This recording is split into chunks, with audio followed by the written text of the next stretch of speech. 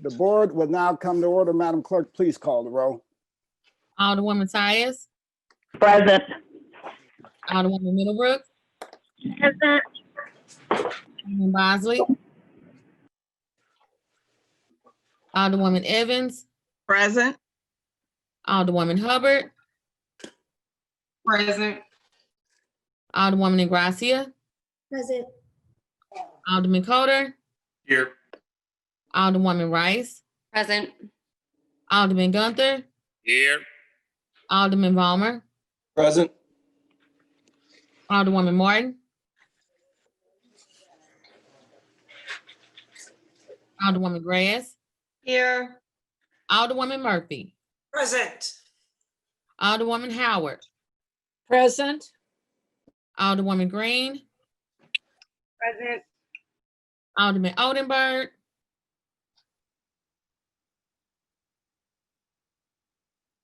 Alderman Rhodey, Rhodey's present. thank you, Alderman Todd, Present. Alderwoman Davis, Alderwoman Spencer, Alderman Muhammad, Alderman Boyd, Present. Alderman Vaquero, Present. Alderman Narayan, Here. Alderman Cone, Alderwoman Clark Hubbard, Here. Alderwoman Boyd, Present. Alderwoman Navarro, Present. President Reed, Here. Alderman Bosley, Alderwoman Martin, Present. Alderman Oldenburg, Alderwoman Davis, Present. Alderwoman Spencer,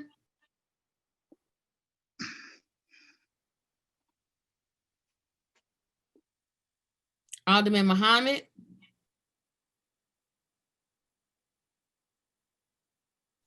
Alderman Cone.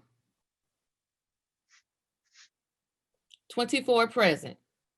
A quorum being present, we are just so blessed and lucky today to have John, our very own John Watson Jr. here today to lead us in prayer from Maple Temple.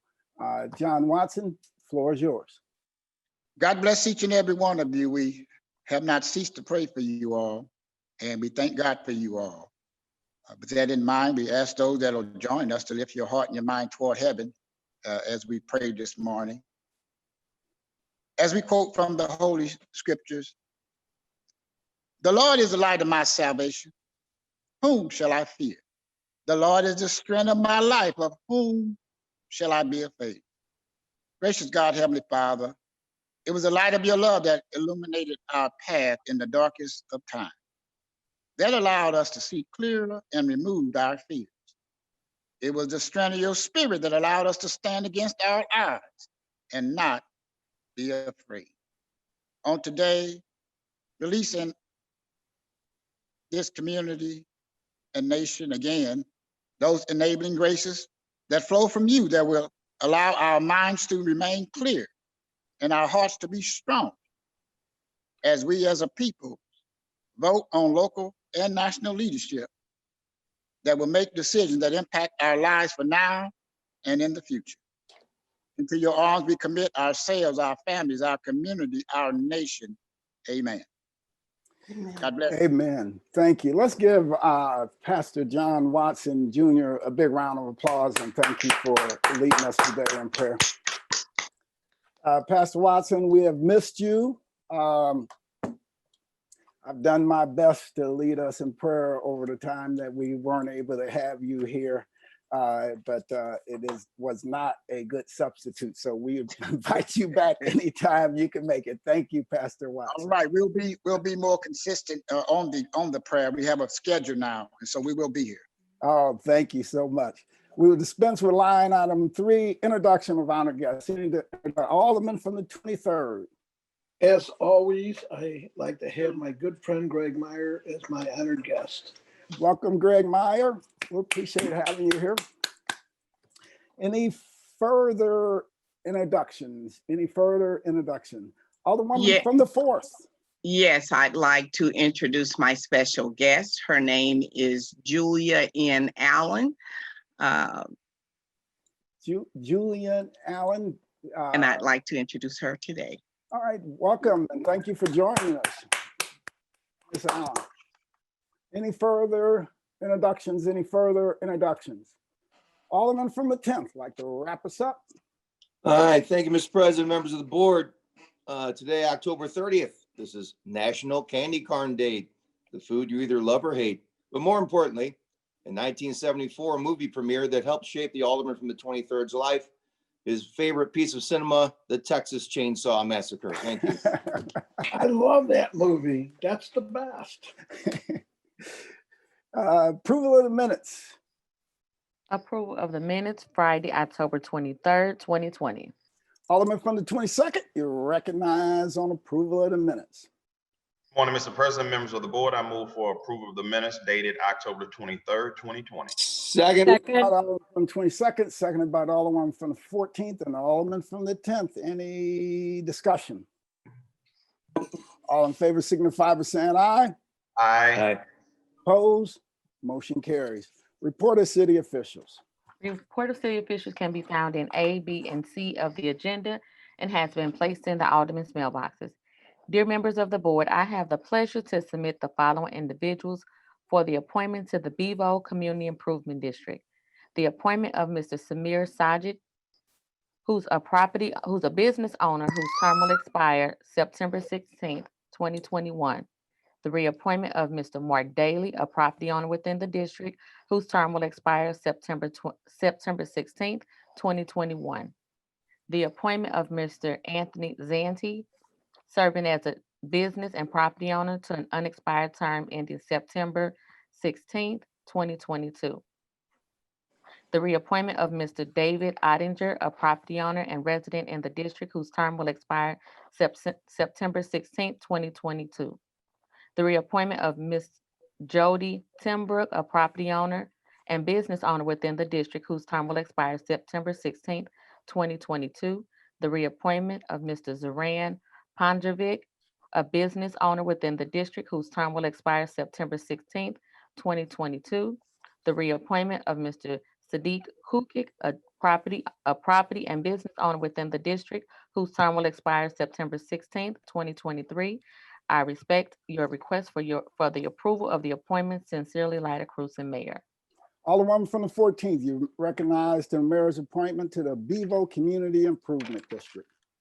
Yes, Mr. President and esteemed colleagues, I would like to put these people before the board and for their approval to the Bevo Community Improvement District. It's been moved by the Alderman from the 14th, seconded by the Alderman from the 13th, that we approve the mayor's appointments to the Bevo Community Improvement District. Any discussion? All in favor signify by saying aye. Aye. Opposed? Motion carries. We will dispense with line item 7. Would anyone like to take any bills or resolutions off of any of our informed accounts? Alderman from the 8th, you recognize. Thank you, Mr. President. I would like to move Board Bill 95 to the regular perfection calendar, please. Madam Clerk, please make note of that. Place Board Bill 95 at the end of the regular perfection calendar. Would anyone like to take any further bills or resolutions off of any of our informal calendars? We will dispense further with the line items 8 through 10. First reading of board bills. Board Bill 154, sponsored by Alderwoman Hubbard, an ordinance prohibiting the City of St. Louis Building Commissioner from approving or otherwise allowing the issuance of building permits for residential and commercial construction and demolition permits for any properties located within the boundaries of the area defined herein as the 5th Ward Building Permit Moratorium District for a period of 1 year and containing an emergency clause. Board Bill 155, sponsored by Alderman Bosley, An ordinance establishing a maximum posted speed limit of 20 miles per hour for all the traffic traveling upon sections of the roadways in areas zoned A, single family residential district, B, two-family residential dwelling district, C, multiple family residential dwelling district, D, multiple family residential dwelling district, and E, multiple family dwelling district that are within the area defined herein as a third ward residential speed limit district. That is the extent of first reading of board bills. Reference to committee. To the Public Safety Committee, Board Bill 154. To the Streets Committee, Board Bill 155. That is the extent of reference to committee. Second reading. The following board bills were reported out of, the following board bill was reported out of the Coronavirus Special Committee. Board Bill 119, sponsored by Alderman Boyd, President Reed, and the following alderpersons: Davis, Vaccaro, Hubbard, Ingracia, Murphy, Coder, Oldenburg, Middlebrook, and Clark Hubbard. An ordinance recommended by the Board of Estimate and Apportionment wherein the Board of Aldermen authorizes the receipt of and appropriates the funds awarded under the Missouri Department of Higher Education and Workforce Development Dislocated Workers National Emergency WIO grant relating to the COVID-19 pandemic and containing an emergency clause. The following board bills were reported out of Ways and Means with a due pass recommendation. Board Bill 98, sponsored by Collins Muhammad, an ordinance establishing the O'Fallon Penrose Special Business District pursuant to section 7190 through 71808 of the revised statutes of Missouri, setting its boundaries, tax rate, initial rate of levy subject to the approval of qualified voters, binding authority, and uses of which tax revenue may be put, creating a board of commissioners and containing the severability, effectiveness, and emergency clauses. Board Bill 151, sponsored by Alderman Oldenburg, Alderman Collins Muhammad, Alderwoman Davis, Alderman Vaccaro, Alderwoman Murphy, Alderwoman Spencer, Alderwoman Boyd, Alderwoman Clark Hubbard, Alderman Vollmer, and Alderwoman Howard, an ordinance submitting to the qualified voters of the city of St. Louis pursuant to section 92.115 of revised statutes of Missouri, the question of whether to continue the earnings tax imposed on the city of St. Louis for a period of 5 years, providing for an election and manner of voting, providing that if such question shall receive the votes of a majority of the voters voting thereon, that such earning tax shall continue, and containing a severability clause and an emergency clause. The following board bill was reported out of Public Utilities with a due pass recommendation. Board Bill 41, sponsored by Alderman Coder and Alderwoman Ingracia. An ordinance promoting the use of energy efficient heat through the connection to the downtown steam distribution system, promoting the continual use of the downtown steam distribution system for any development project occurring in downtown St. Louis, seeking municipal financial incentives, prohibiting the Clean Energy Development Board of the City of St. Louis from approving financing for any project that will result in commercial building disconnecting from or no longer using the downtown steam distribution system for heat containing a severability clause. The following board bill was reported out of Health and Human Services with a due pass recommendation. Board Bill 153, sponsored by Alderwoman Spencer, an ordinance authorizing and directing the acting director of the City of St. Louis Department of Health to accept a grant from the Department of Health and Human Services Centers for Disease Control and Prevention as a cooperative agreement known as the Community-Based Approaches to Reducing Sexually Transmitted Diseases grant to fund a multi-jurisdictional, cross-sector, community-centered approach to address policies and practice that impact disproportionately the STI HIV burden on young Black men upon approval of the Board of Estimate and Apportionment, and to expend funds by entering into contracts or otherwise to grant purposes and contain an emergency clause. That is the extent of second reading report of standing committees. Madam Clerk, I may have missed it, but did you read Board Bill 36? It may have been on was that an early misprint? Alderwoman from the first? It wasn't reported out of committee. Okay. that's We kept what's it. going on. Okay. So Oh, Board Bill okay. 36 is still in committee. Yes, I'm sorry. Thank you, Alderwoman. But while I have the floor, I still want to take those bills off of perfection consent calendar. Now is the time to do it because that's the very next thing. All right, which bill? Correct. 135, 143, 135, 143, and 144 and 145. 44, and 145. Madam Clerk, That is correct. make note of that. Place Board Bills 135, 143, 144, and 145 at the end of the regular perfection calendar. Mr. President, Yeah, I'm sorry. Alderman from the 24th Ward, you've had your hand up. Yeah. could we also place Board Bill 141 on, can we take it off the consent calendar? Yes. Madam Clerk, please place Board Bill 141 on the regular perfection calendar also. Any further discussion?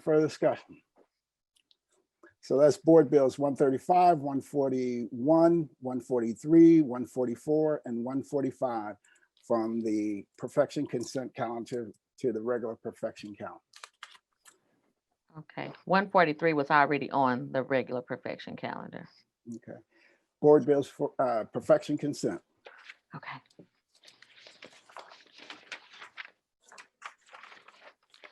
Board Bill 85, sponsored by Alderwoman Middlebrook, an ordinance amending the redevelopment plan for North Broadway, Harris Avenue redevelopment area. Board Bill 106, sponsored by Alderman Coder, an ordinance approving a redevelopment plan dated July 28, 2020 for the 801 through 805 and 813 North 2nd Street area. Board Bill 107, sponsored by Alderman Coder, an ordinance approving a redevelopment plan dated July 28, 2020 for the 505 Washington Avenue area. Board Bill 129, sponsored by Alderman Rhodey, an ordinance amending the redevelopment plan for 300 South Broadway redevelopment area, approved by ordinance 70717 dated February the 27th, 2018. Board Bill 138, sponsored by Alderwoman Davis, an ordinance recommended and approved by the Airport Commission and the Board of Estimate and Apportionment, authorizing a first amendment to the Ground Transportation Policy Ordinance 69382, approved February the 6th, 2013, deleting section 64A of Ordinance 69382 and substituting a new section, 684, increasing the monthly permit fees for off-airport rental car operators beginning April 1st, 2021, containing a severability clause and containing an emergency clause. Board Bill 139, sponsored by Alderwoman Davis, an ordinance recommended and approved by the Board of Estimate and Apportionment, authorizing and directing the Director of Airports and the Comptroller of the City of St. Louis to enter into and execute on behalf of the city 7 second amendments to the on-airport passenger vehicle rental concession agreement at St. Louis Lambert International Airport between the city and the following concessionaires: Hertz Corporation, Avis Rental Car, Enterprise Leasing, doing business as National Rental Car, Enterprise Leasing, doing business as Enterprise Rental Car, Budget Rental Car, doing business as Budget Rental Car, Enterprise Leasing, doing business as Alamo Rental Car, C&J Rental Car, doing business as Thrifty Car Rental, containing an emergency clause.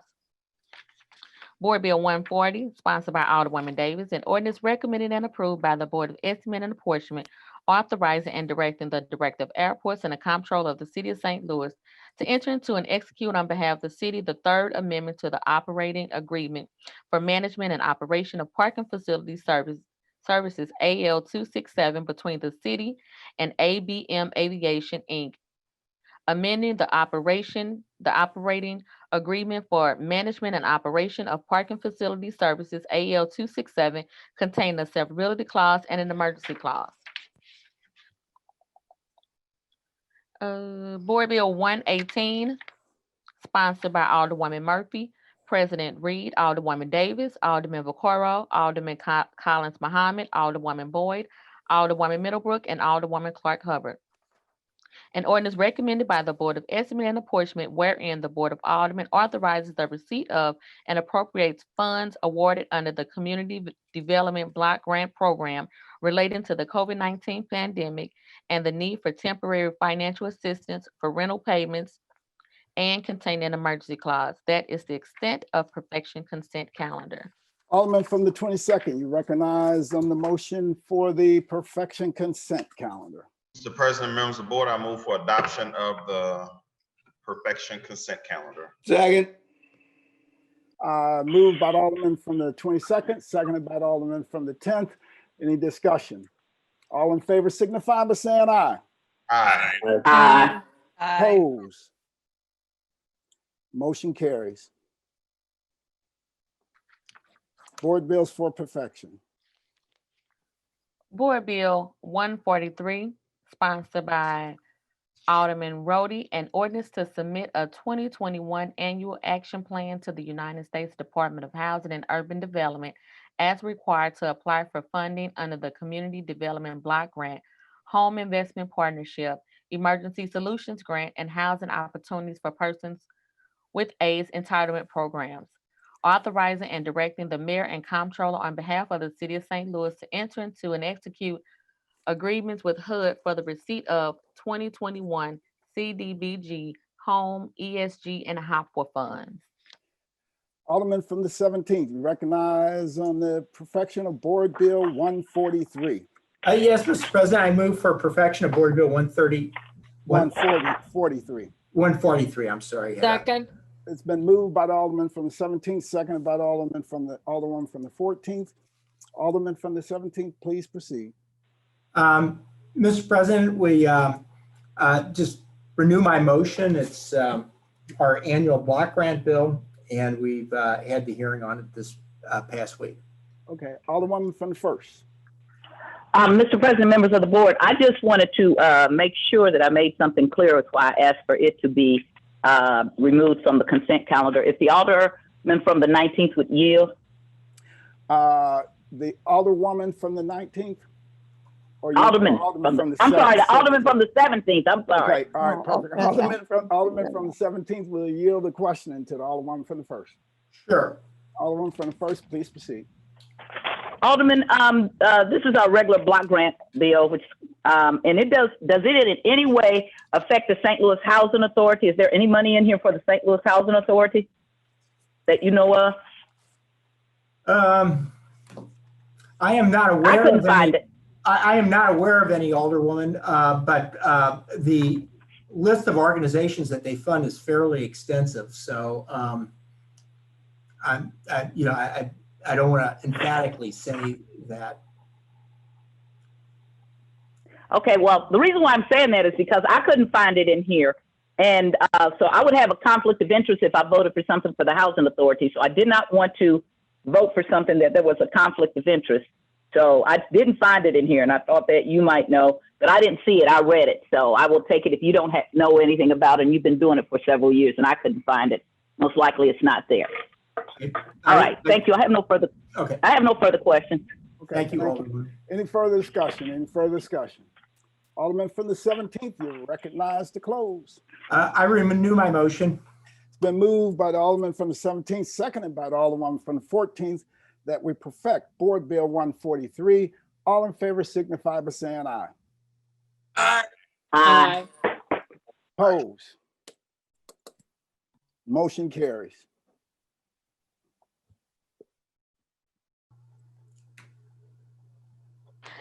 Board Bill 95,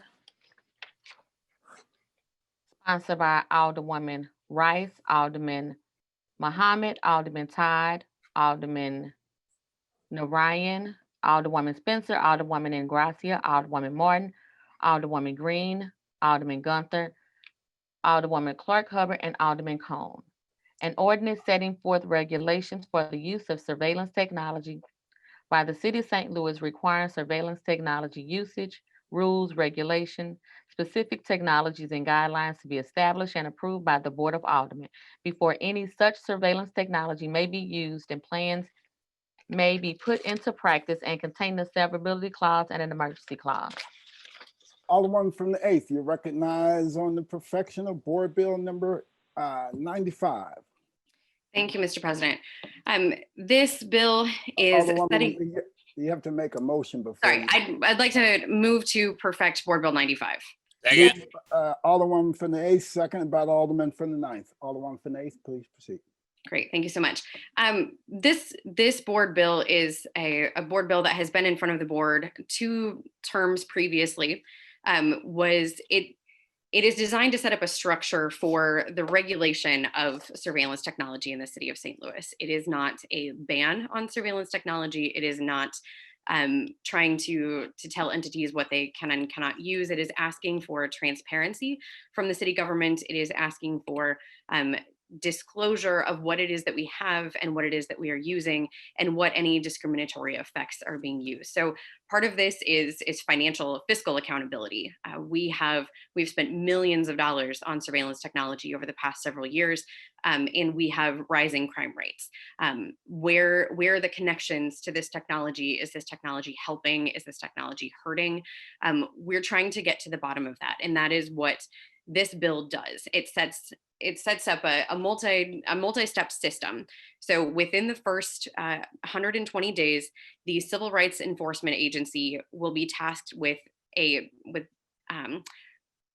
an advisory board together that would then promulgate a policy, a surveillance use or technology use policy for the city of St. Louis. That policy itself has to come before the public, has to be transparent, has to then come before the Public Safety Committee, and then to the full board. So that is the point at which we will weigh in on the substantive pieces of surveillance technology. So this bill is really just trying to get us to that next step of where we get to weigh in on what we want the surveillance technology policy to be for the city of St. Louis. After that point, once that is finally approved by the Board of Aldermen, then sets forward the next step to where city entities will be responsible for submitting a plan, a technology use plan, to the Board of Aldermen. They have 180 days after the policy is created to then report to both the Civil Rights Enforcement Agency, the Advisory Board, and then to the Public Safety Committee. At that point, we're hoping to understand what it is that we have, how it's being used, what we're watching, and what any effects of the technology are.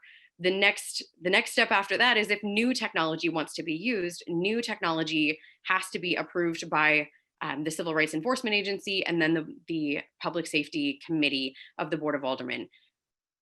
It is not, adding a new camera to the real-time crime center would not be a new technology that needs to be evaluated first. But the persistent surveillance system, if we are going to be flying Cessnas over the city, that would be something that would be a new technology that we haven't used. If we're instituting facial recognition technology and we don't already have that in place, that is a new technology that would have to come in front of the board before we approve. And the whole idea around this is so that we as elected representatives of the people and the people themselves have the opportunity to weigh in on what technology is out there, is used to watch us, is used to surveil us, and how that data is being used on the back end as well, how long it's being stored, etc. So in conversations over this summer and this fall, there were some concerns about the burden on special taxing districts.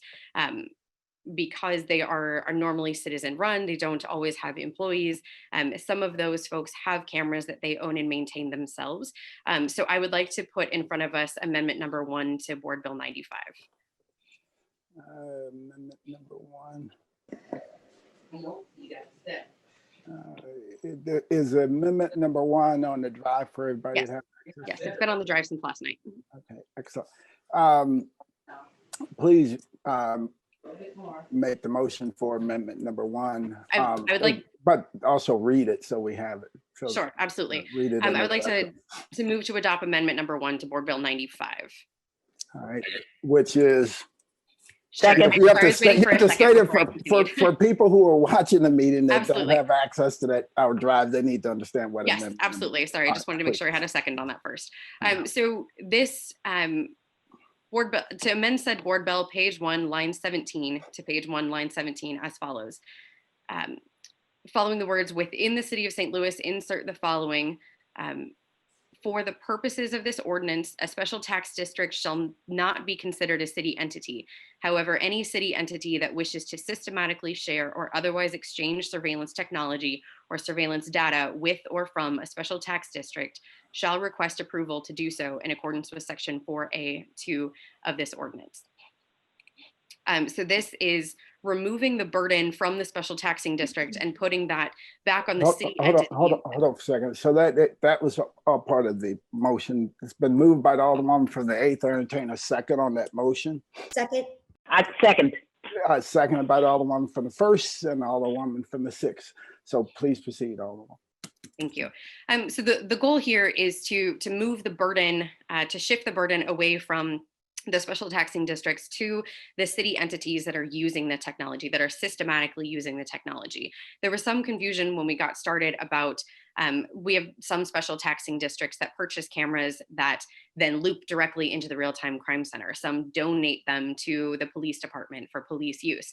Those then fall under police department supervision, and therefore under city entity, the police department will be reporting on their use of that technology. If a special taxing district purchases the camera and they send the footage to the police department when a crime happens, that does not fall under systematic use. Systematic use is regular access from a city entity to use that data. So this is just trying to clarify that we are shifting the burden to the city entity that is using the data to report on it, to include it in its plan, and to include data about. Okay. Alderwoman from the 5th. Thank you, Mr. President, members of the board. If the Alderwoman from the 8th would yield, I'd appreciate it. Alderwoman from the 8th will yield questions? the question to the Alderwoman from the 5th. Sure. Alderwoman from the 5th, please proceed. Thank you. I don't know if it's just me, but I know, like you said, that this bill has came up several times before, and we've been kind of holding it, but it seems like that some significant changes have been made. I do know that I'll still stand by the premise that my community is definitely not enraged about us having some type of program that delves deep into the weeds on our surveillance. We're just so blessed and grateful to have the cameras, and I do have some questions about how they are moving. But is this something, because it seems like it's really in depth now, and I know it's been some time, we've all endured a lot. Is this something that you will be willing to send back to committee so that we can give, different opinions on it, just to see how we could move forward and appease all of the interests that are out there? Because like I said, to me, it's kind of, I feel kind of bombarded by it this weekend. I haven't, wrapped my head totally around it. And I just would like more information so I can make a better informed vote on it. Is that something that you would be willing to do, just so we can get clarification on really what's going on? I appreciate the concern. At this point, I am not willing to send it back to committee because there have been multiple committee hearings over multiple years on this, and it has not substantively changed since the last time the Public Safety Committee heard from the Public Safety Director on the bill. And I really think that the time for in-depth scrutiny of the policy will be when the policy itself comes back through the Public Safety Committee. That's when the real nitty gritty of what we're looking for, what we expect out of our city entities and surveillance data will come through. Okay. Well, can you briefly explain the amendment again? Sure. So the amendment removes the burden on the special taxing districts that may have their own surveillance technology. So, so for example, South Grand Business District has a couple of cameras that they've put up that they've purchased with the special tax district money. So tax dollars. And previously we had included special taxing districts as city entities because of the tax dollars that were used. We're But what happened on South Grand is that they purchased the cameras and then they donated them to the police department. So they aren't actually under the control of the special taxing district. So who is using them is the police department, and that's who we want to report back on it. So we're trying to shift the burden away from that taxing district and back to the police department who is using the data.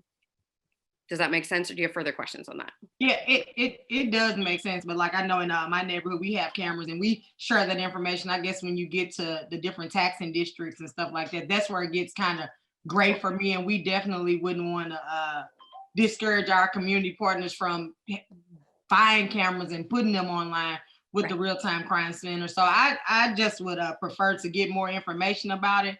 If I don't and we rush this through today, I know I'm definitely going to be a no vote, because I know my constituents, this is not an issue for them, but somewhere, you know, and we have all the crimes in our neighborhoods in North St. Louis, but our constituents we welcome the cameras, we welcome the surveillance. And I get it that you are concerned about the process and what's done with the data, but in some of the most crime-ridden neighborhoods in North St. Louis, this is not an issue for them. So if we can't go back and, you know, just get some more clarification on how we move forward to address some of these concerns, then you can definitely count me as a no vote. And that's all I have. Thank you. All right, thank you. Alderwoman from the 28th.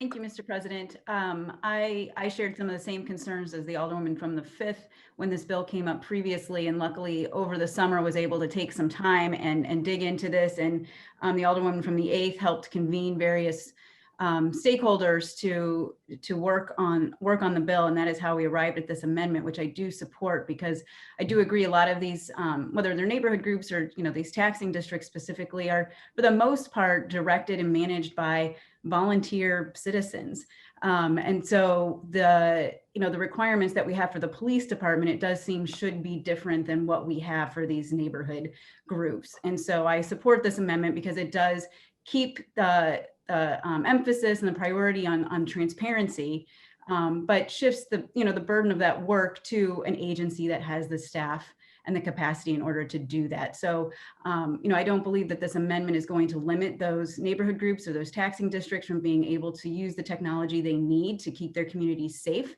but that this bill does look at the bigger picture in terms of what's going on with surveillance in our city. And so for those reasons, I support this, and I applaud the Alderwoman from the 8th for taking those concerns seriously and making sure that there was an opportunity for input and for bringing forth this amendment. Thank you. All right, Alderman from the 23rd. I believe it should go back to committee myself, because the changes are just a lot to have to think about. I do know that the public safety director feels that he would like to have had more input. If it's appropriate at this time, I'd like to make a motion that we send it back to committee for hearings. Moved by the Alderman from the 23rd, seconded by the Alderman from the Point of order, Mr. President. Second. Yes, please state your point of order. There's a motion on the table already. I know a motion to refer is always in order. So it's always in order. A motion to refer is always in order. So now the motion that's before us is a motion to refer Board Bill number 95 back to committee. Any further discussion? Alderman from the 14th. I believe I would like to see this go back to committee because, for one, I appreciate that the Alderwoman from the 8th sent us these amendments last night, but in my folder this morning, I only have one. And I think they deserve careful consideration. This is a very important bill that we're considering here. And I think we have not had our technology people involved in this. And I think we need to have them on board with this and make sure that what we're doing is in compliance and they are able to comply with what we're asking here. So I'm in favor of sending it back to the Public Safety Committee. Right, that's all. Thank you. Right, thank you. Alderwoman from the 1st. I read through all the amendments. They are amendments that are trying to address some of the concerns that people have had over the years.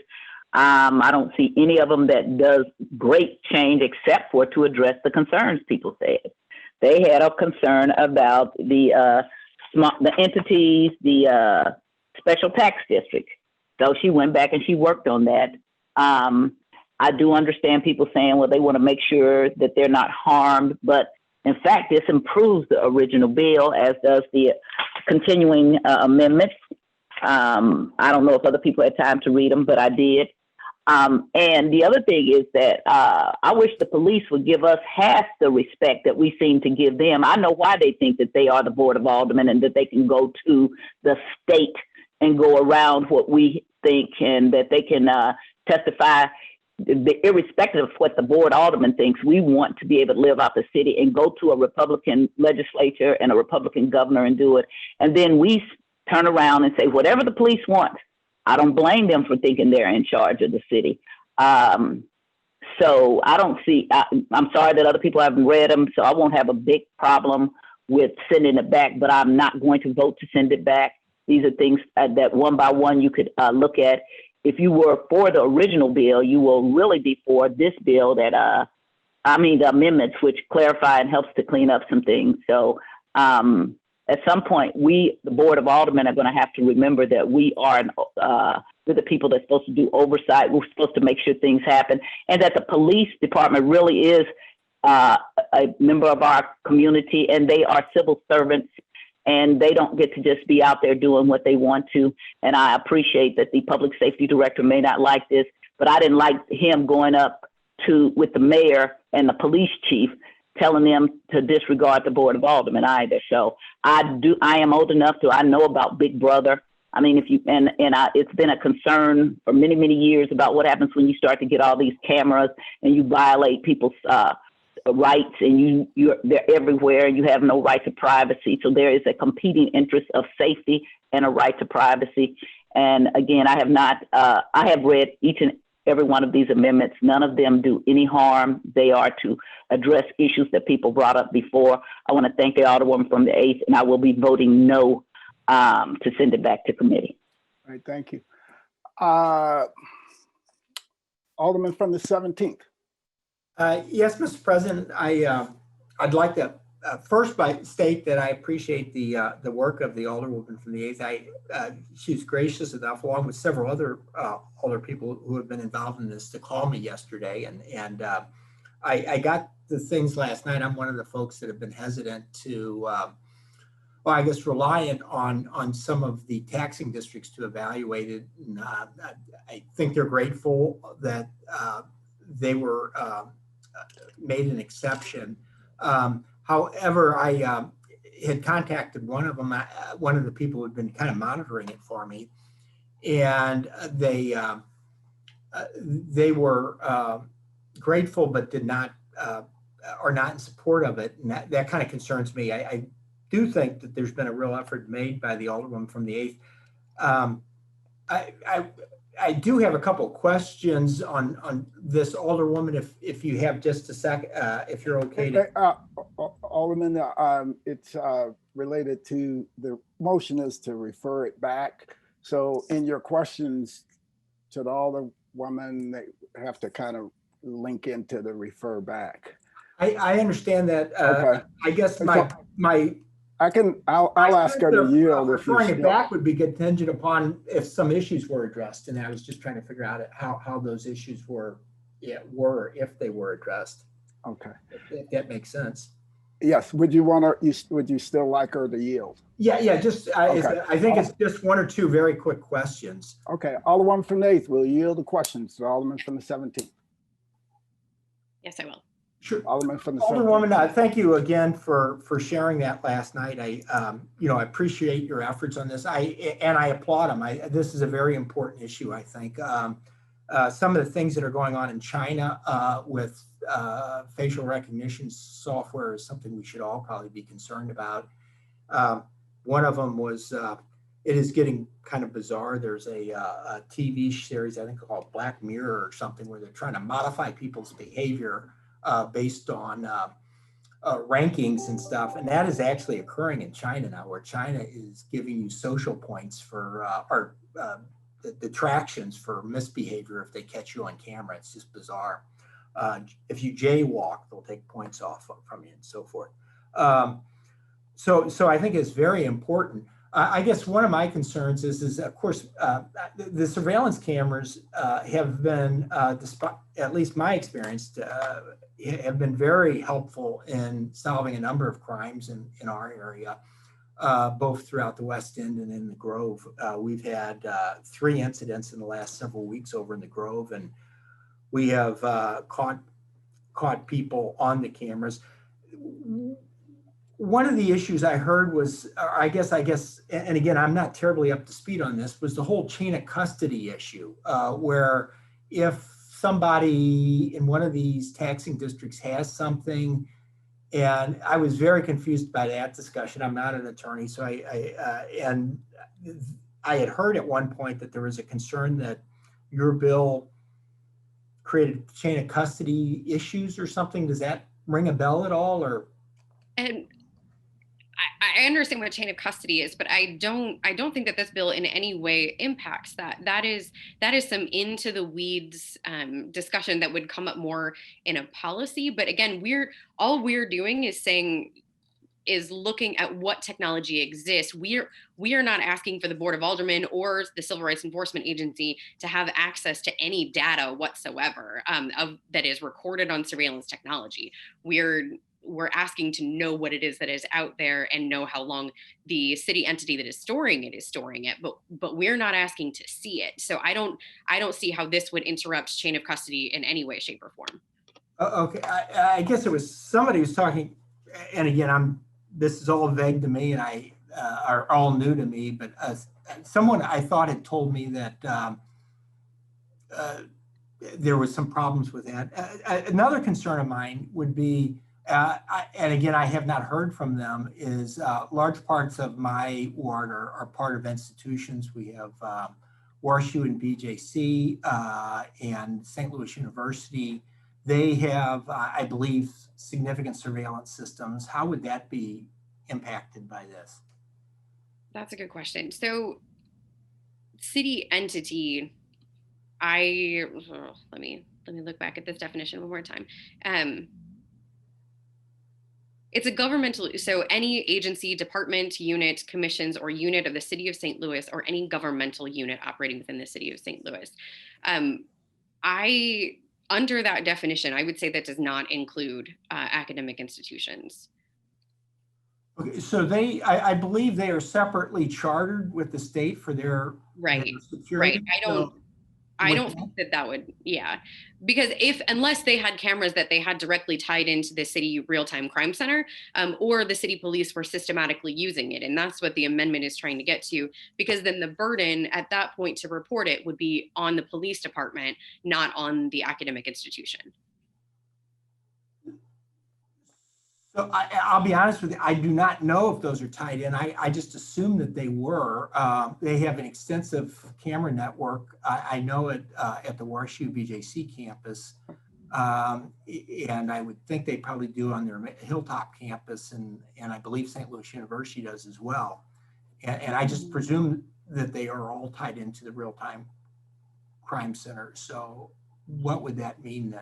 Well, then if they are, then that becomes the police department, the St. Louis Metropolitan Police Department's responsibility to report on that they have that access to that camera, and that they are the ones who then will be reporting the data back to the Civil Rights Enforcement Agency and the Board of Aldermen about. Does that require anything of those institutions then to do any reporting? No, because what we're looking for is what the city entity is accessing from from the academic institution.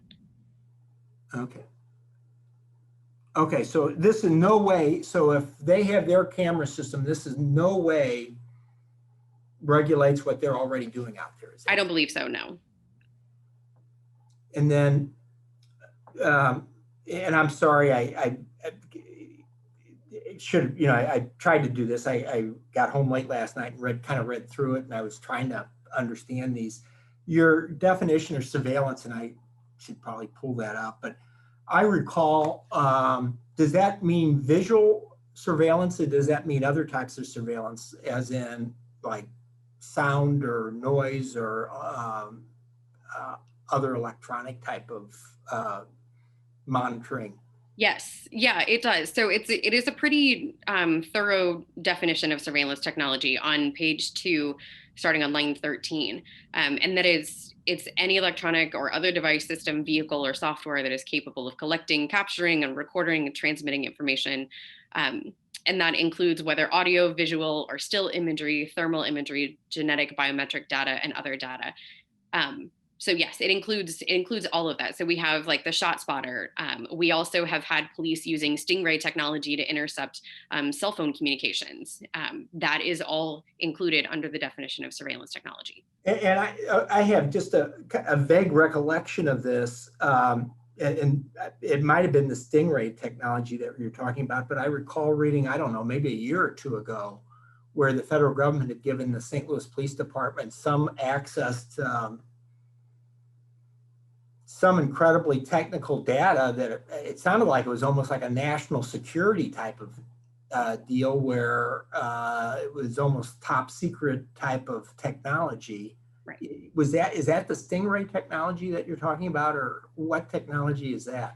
That I don't remember specifically what it is that you're talking about, but I know that Stingray technology has been very much, it has been used very quietly in the city of St. Louis, and only discovered through lawsuits. That sounds like what I, and again, I have vague recollections of this. This isn't an issue I particularly followed closely, but as I recall reading the article, when some of that came up, it was almost like they didn't want to have anybody know about it, because it was like almost national security level. It was a type of technology that was, so guarded that they didn't want people to even know about it. And I'm wondering, does that, how would our local ordinance, would that even be able to regulate something if it's shared with us by federal, if the federal government shares it and that technology is somehow or another regulated under federal law?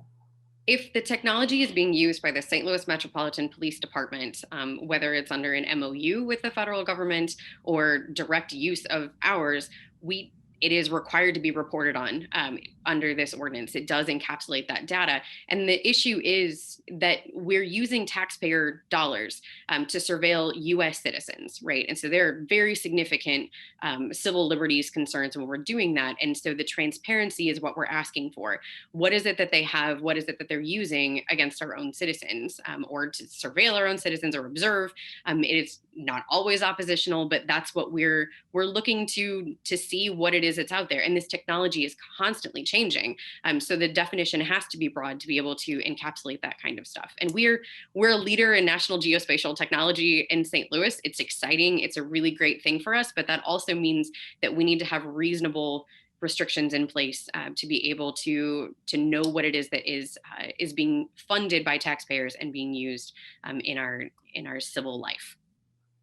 But aren't most of these civil liberty issues really almost constitutional in consequence? I mean, aren't these really not local? I mean, certainly they should be of everyone's concern, but I see what's going on in Washington today with, trying to regulate everything from Facebook to Twitter.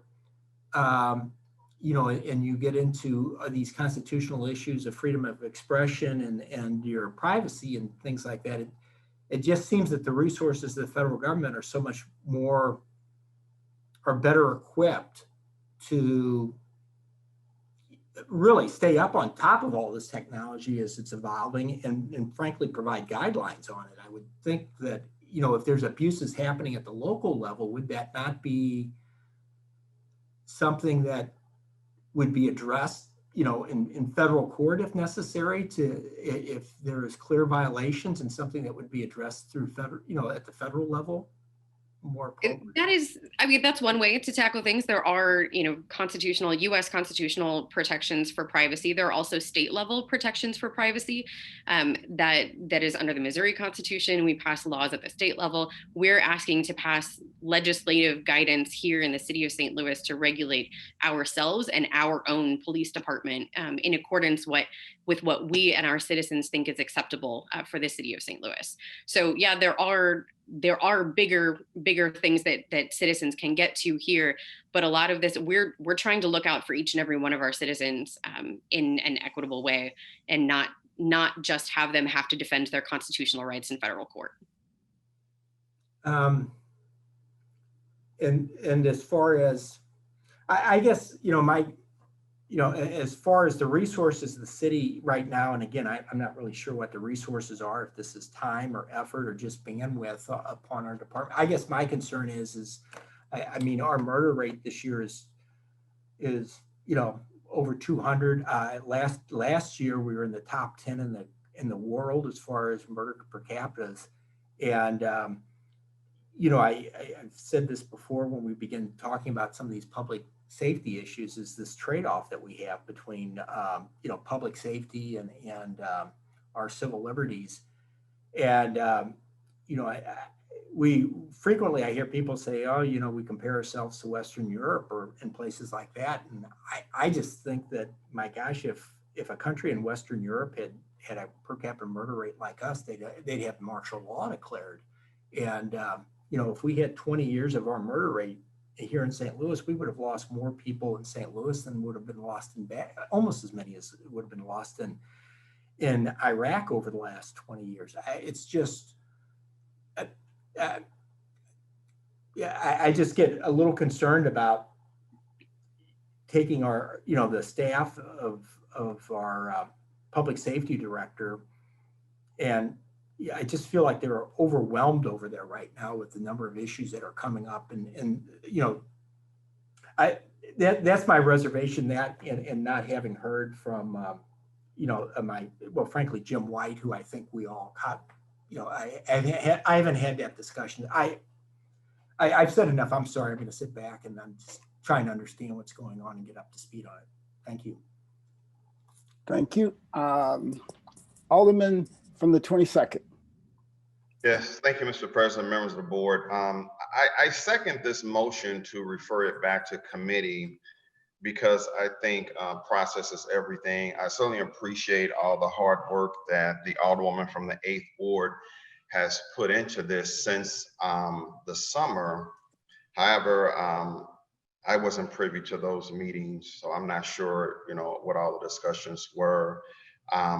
I know I was very interested in hearing from the public safety director, the chief of police, the technology director, the director of CREA, during the public safety hearing before it came out of committee.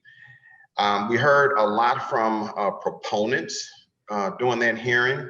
There was minimum testimony from opponents or just people to provide their expertise about how this process can roll out and what the impact it will have on different departments.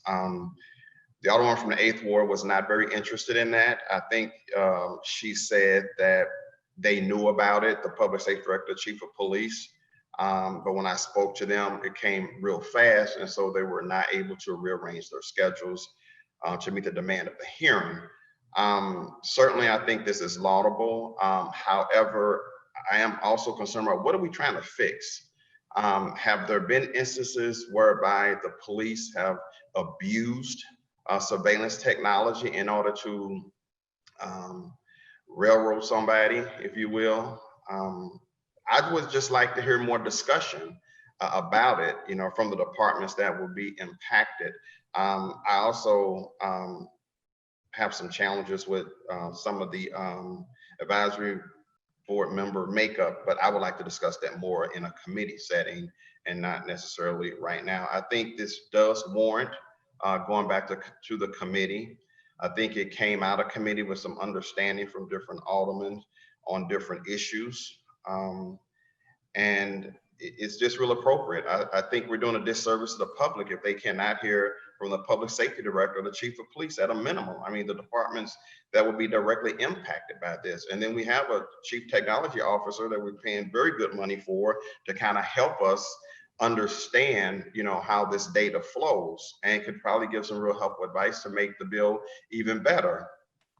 So we didn't do that. We kind of rushed it through committee, as far as I'm concerned. Certainly other people would disagree with me, but not having these individuals testify is a little concerning to me. And again, the committee hearing, it basically had people who were very supportive of this board bill and not people that may have had trepidation about it. So thank you. Thank you. Alderman from the 7th. Thank you, Mr. President, members of the board. I'm planning on supporting the motion to send this back to committee that's before us now. I certainly think there's probably a version of this bill that I would support. And I know we're certainly concerned about, technological creep and overreach of surveillance. But one of the reasons I want to send this back to committee, and a concern I raised, I think last time we discussed this bill, and I believe the Alderwoman from the 8th has made some efforts to correct some of this as it relates to this broad definition of city entity. So I guess we're going to exempt these local taxing districts from that definition per the amendment proposed by the Alderwoman. But we've still got this broad definition that basically somehow is authorizing us via ordinance, which we have no ability to do, to regulate the state of Missouri would be considered a city entity under this, by states. I mean, the zoo, all these things that are governmental entities that we're now under this bill as written, somehow going to regulate and give the director of the Civil Rights Enforcement Agency power to, I guess, access their surveillance and monitor their surveillance and issue violations. It just seems so broad. I would support something that deals with our police department and our city camera systems, but I think this goes well beyond the scope and our oversight authority. And I just think it needs to be very much narrowed down. And I don't understand sort of the reluctance also to include the stakeholders from these various organizations as part of this discussion.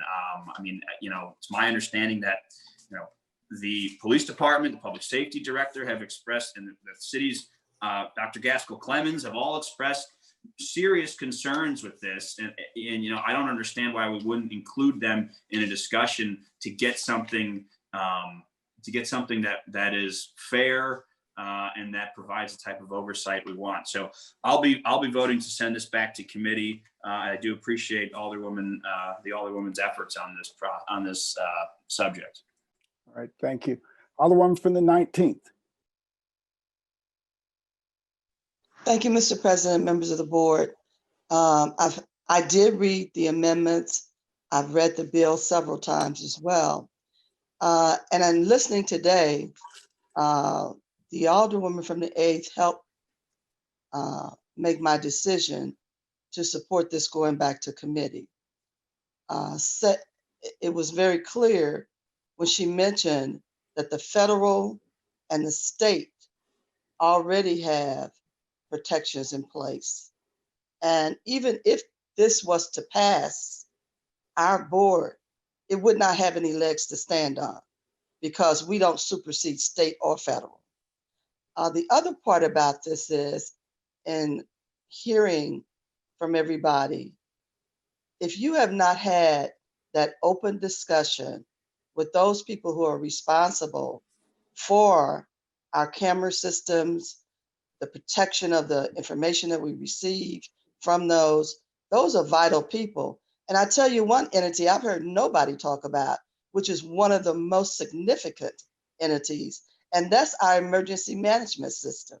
They deal directly with Homeland Security, all of that. And so you really got to listen to some of these folks and get some information. I have nothing against Cream over there, but they are not equipped. They are not equipped with all the information that is required And with that small staff over there, I don't think the budget is adequate because they can't do this work. But I think if you get a clearer understanding, you may even decide that you could include it within the systems that could do it easily. So I need to support this going back to committee because there are a few things that I think we could clear up. Thank you. All right, thank you. Alderwoman from the first. I was going to disagree with the Alderwoman from the 8th about us being able to override what the federal government had in place. But the Alderwoman from the 19th has already made the point, so I don't need to say that. Anything that's federal, I don't care what our little ordinance says, it does not supersede that. So other than that, I'm still going to vote no to sending it back to committee. But I would tell the Alderwoman she has control of her own bill. She can put it back on the informal calendar. Alderwoman from the Alderman from the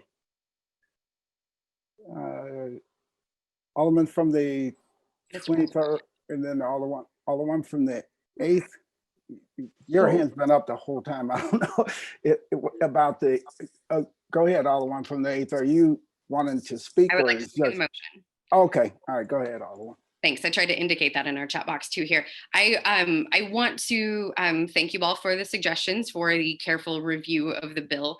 I just want to remind folks that this bill has had multiple hearings in the Public Safety Committee that have heard from this current Public Safety Director, the current Chief Technology Officer. There was an audit produced last year by the Chief Technology Officer that was more than 6 months late per the resolution that this body passed requiring that audit.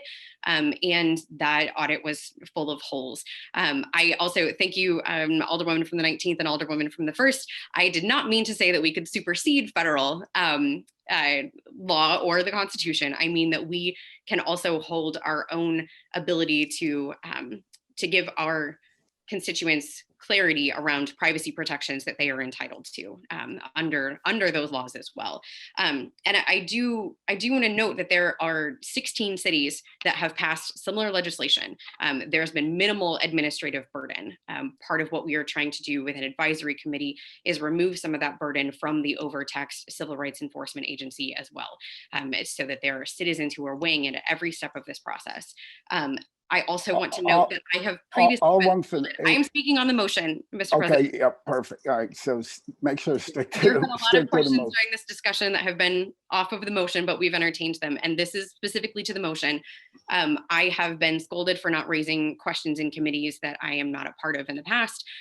We have passed bills out of committee to have further discussion on the floor of this body as a full body, to be able to amend it and make the bill into what we want it to be. Mr. President, please move Board Bill 95 back to the informal calendar. Madam Clerk, please make note of that. Place Board Bill 95 on the informal calendar. So noted. Board Bill 135, sponsored by Alderman Rhodey, an ordinance recommended by the Board of Estimate and Apportionment, authorizing and directing the issuance and delivery of a subordinate taxable tax increment revenue note series 2021 in an aggregate principal amount not to exceed 25 million, containing a severability clause. Alderman from the 17th, you recognize on the perfection of Board Bill 135. Yes, Mr. President, I move for perfection of Board 135. 135. Moved by the Alderman from the 17th, second by the Alderman from the 10th. Alderman from the 17th, please proceed. I renew my motion. Alderman from the 1st, you recognize on the perfection of Board Bill 135. On the discussion. Mr. President, I don't need to speak. I don't vote for tax increment financing in the 17th Ward, so I will just request a roll call. Okay. Any further discussion? Alderman from the 17th, you recognize the close. I renew my motion. It's been moved by the Alderman from the 17th, seconded by the Alderman from the 10th, that we perfect Board Bill 135. There's been a request for roll call. Madam Clerk, please call the roll. Alderwoman Tyus. No. Alderwoman Middlebrook. Aye. Alderman Bosley. Aye. Alderwoman Evans. I'm sorry, I didn't hear you. I'm sorry, Alderwoman Evans, I didn't hear you.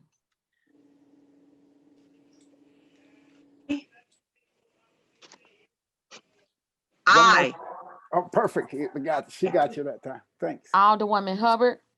Aye. Alderwoman Ingracia. Aye. Alderman Coder. Aye. Alderwoman Rice.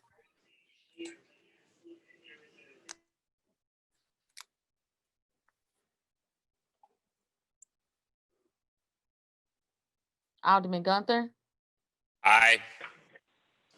Alderman Balmer. Aye. Alderwoman Martin.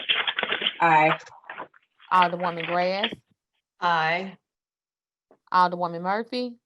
Aye. Alderwoman Howard. Aye. Alderwoman Green. Aye. Alderman Odenberg. Aye. Alderman Rhodey. Aye. Alderman Todd.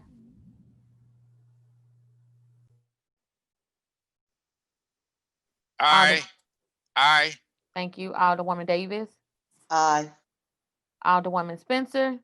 Aye. Alderman Muhammad. Aye. Alderman Boyd. Aye. Alderman Vaquero. Aye. Alderman Narayan. Aye. Alderman Cone. Present. Alderwoman Clark Hubbard. Alderwoman Boyd. Aye. Alderwoman Navarro. Aye. President Reed. Aye. Alderwoman Rice. Present. 26 aye votes, 1 no vote, and 2 present.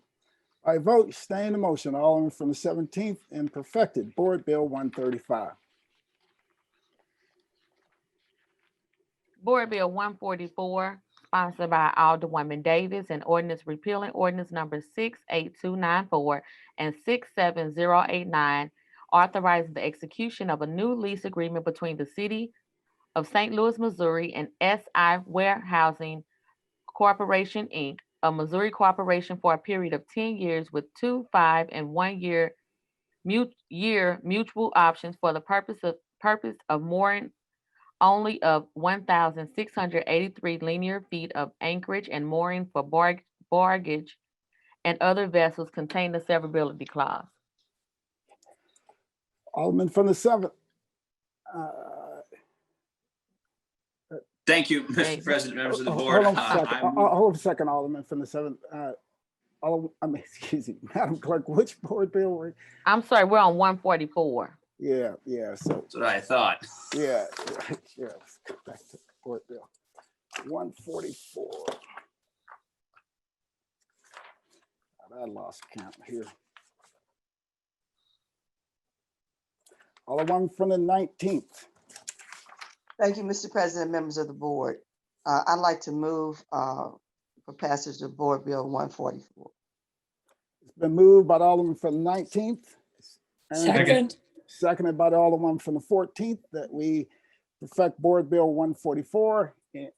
Alderman from the 1st. Yes, Mr. President and members of the board, if the Alderwoman from the 19th would yield, I have a few questions I was trying to understand. Alderman from the 19th will yield the question to the Alderman from the 1st. Yes. Please proceed. Thank you.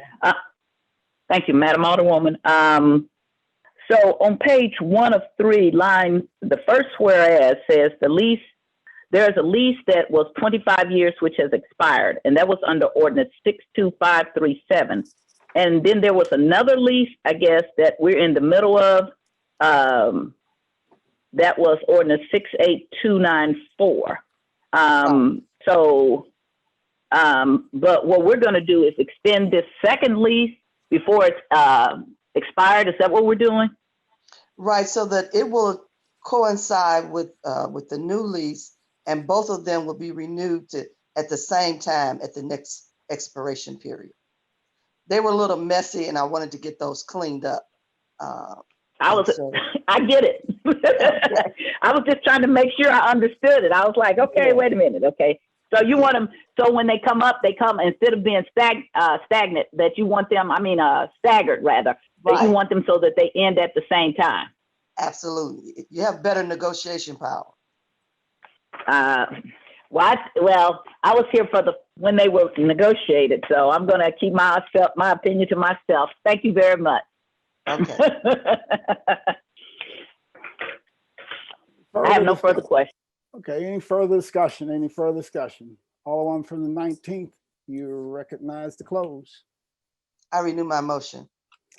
It's been moved by the Alderman from the 19th, seconded by the Alderman from the 14th, that we perfect Board Bill 144.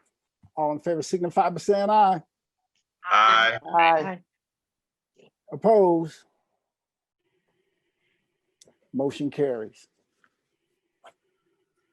Board Bill 145, sponsored by Alderwoman Davis, an ordinance authorizing the execution of a new lease agreement between the City of St. Louis, Missouri and SI Warehousing Company, a Missouri corporation, for a period of 10 years with 3 5-year mutual options containing a severability clause. Alderman from the 19th, you recognize on the perfection of Board Bill 145. Thank you, Mr. President, members of the board. This is another lease in that same area, and it's just a renewal. And one of the things I want to share with you is that in our negotiations, something we've been working on for the last 2 or 3 years at the Port Authority, we have increased the lease by a significant amount. And you will see also in that on each one of those 5-year periods. All right. You went to mute, Alderwoman. Oh, yeah, there you go. You're back. Okay. All right. We missed the last half of that. Okay. So in our lease part. The Alderwoman, you like to make a motion to perfect Board Bill 145? I'd like to make a motion to perfect Board Bill 145. Go right ahead. Moved by the Alderman from the 19th, entertain a second on that motion. Second. Seconded by the Alderman from 21st. Now, please proceed, Alderman. Thank you, sir. And so this is just a second part for renewing another lease there. And we have negotiated with the increase in value for those leases, and you will continue to see that process take place. Some of those were still being charged at 1975 and 1978 rates, but we're here in the future, looking at the future, and you will see more income from those leases. Thank you. All right, thank you. Any further discussion on the perfection of Board Bill 145? It's been moved by the Alderman from the 19th, seconded by the Alderman from the 21st, that we perfect Board Bill 145. All in favor signify by saying aye. Aye. Aye. Aye. Opposed? Motion carries. By your vote, you perfected Board Bill 145. Board Bill 141, sponsored by Alderman Coder, an ordinance adopted and approved pursuant to 701.220.1 revised statutes of Missouri, authorizing the Director of the Department of Public Safety and Police Commissioner on behalf of the City of St. Louis to make and enter into an agreement with the United States Department of Interior National Park Service for both agencies to provide cooperative law enforcement assistance within the city limits of the City of St. Louis, including the Gateway National Park, and containing an emergency clause. Alderman from the 7th, you recognize on the perfection of Board Bill 141. Thank you, Mr. President. Members of the board, I move to perfect Board Bill 141. Moved by the Alderman from the 7th, seconded by the Alderman from the 10th. Alderman from the 7th, please proceed. Thank you, Mr. President. As we sit here, we are, I guess Wednesday was the 55th birthday of the Gateway Arch. this board bill is seeking basically to memorialize what has pretty much been the informal agreement between the National Park Service rangers on the Arch grounds and the old courthouse and the St. Louis Metropolitan Police Department, as long as the Arch has been in existence. Basically, what we're seeking to do here is just memorialize a cooperation agreement between the two law enforcement agencies for the area immediately surrounding the Gateway Arch. Contrary to some of the conspiracy theorists out there, this doesn't authorize the National Park Service to be rolling through the city streets as we've seen in Washington, D.C. and elsewhere. I mean, the agreement is clear that it's within and immediately surrounding the Gateway Arch National Park. And this came to be as we've had some challenges downtown with crime, especially in the spring and summer months this year during the pandemic. We are sort of just brainstorming any possible idea to put more officers on the street downtown and to help with the issues, especially, some of the stuff both north and south legs of the Arch and on Lenore K. Sullivan, which are all city property, not national park property.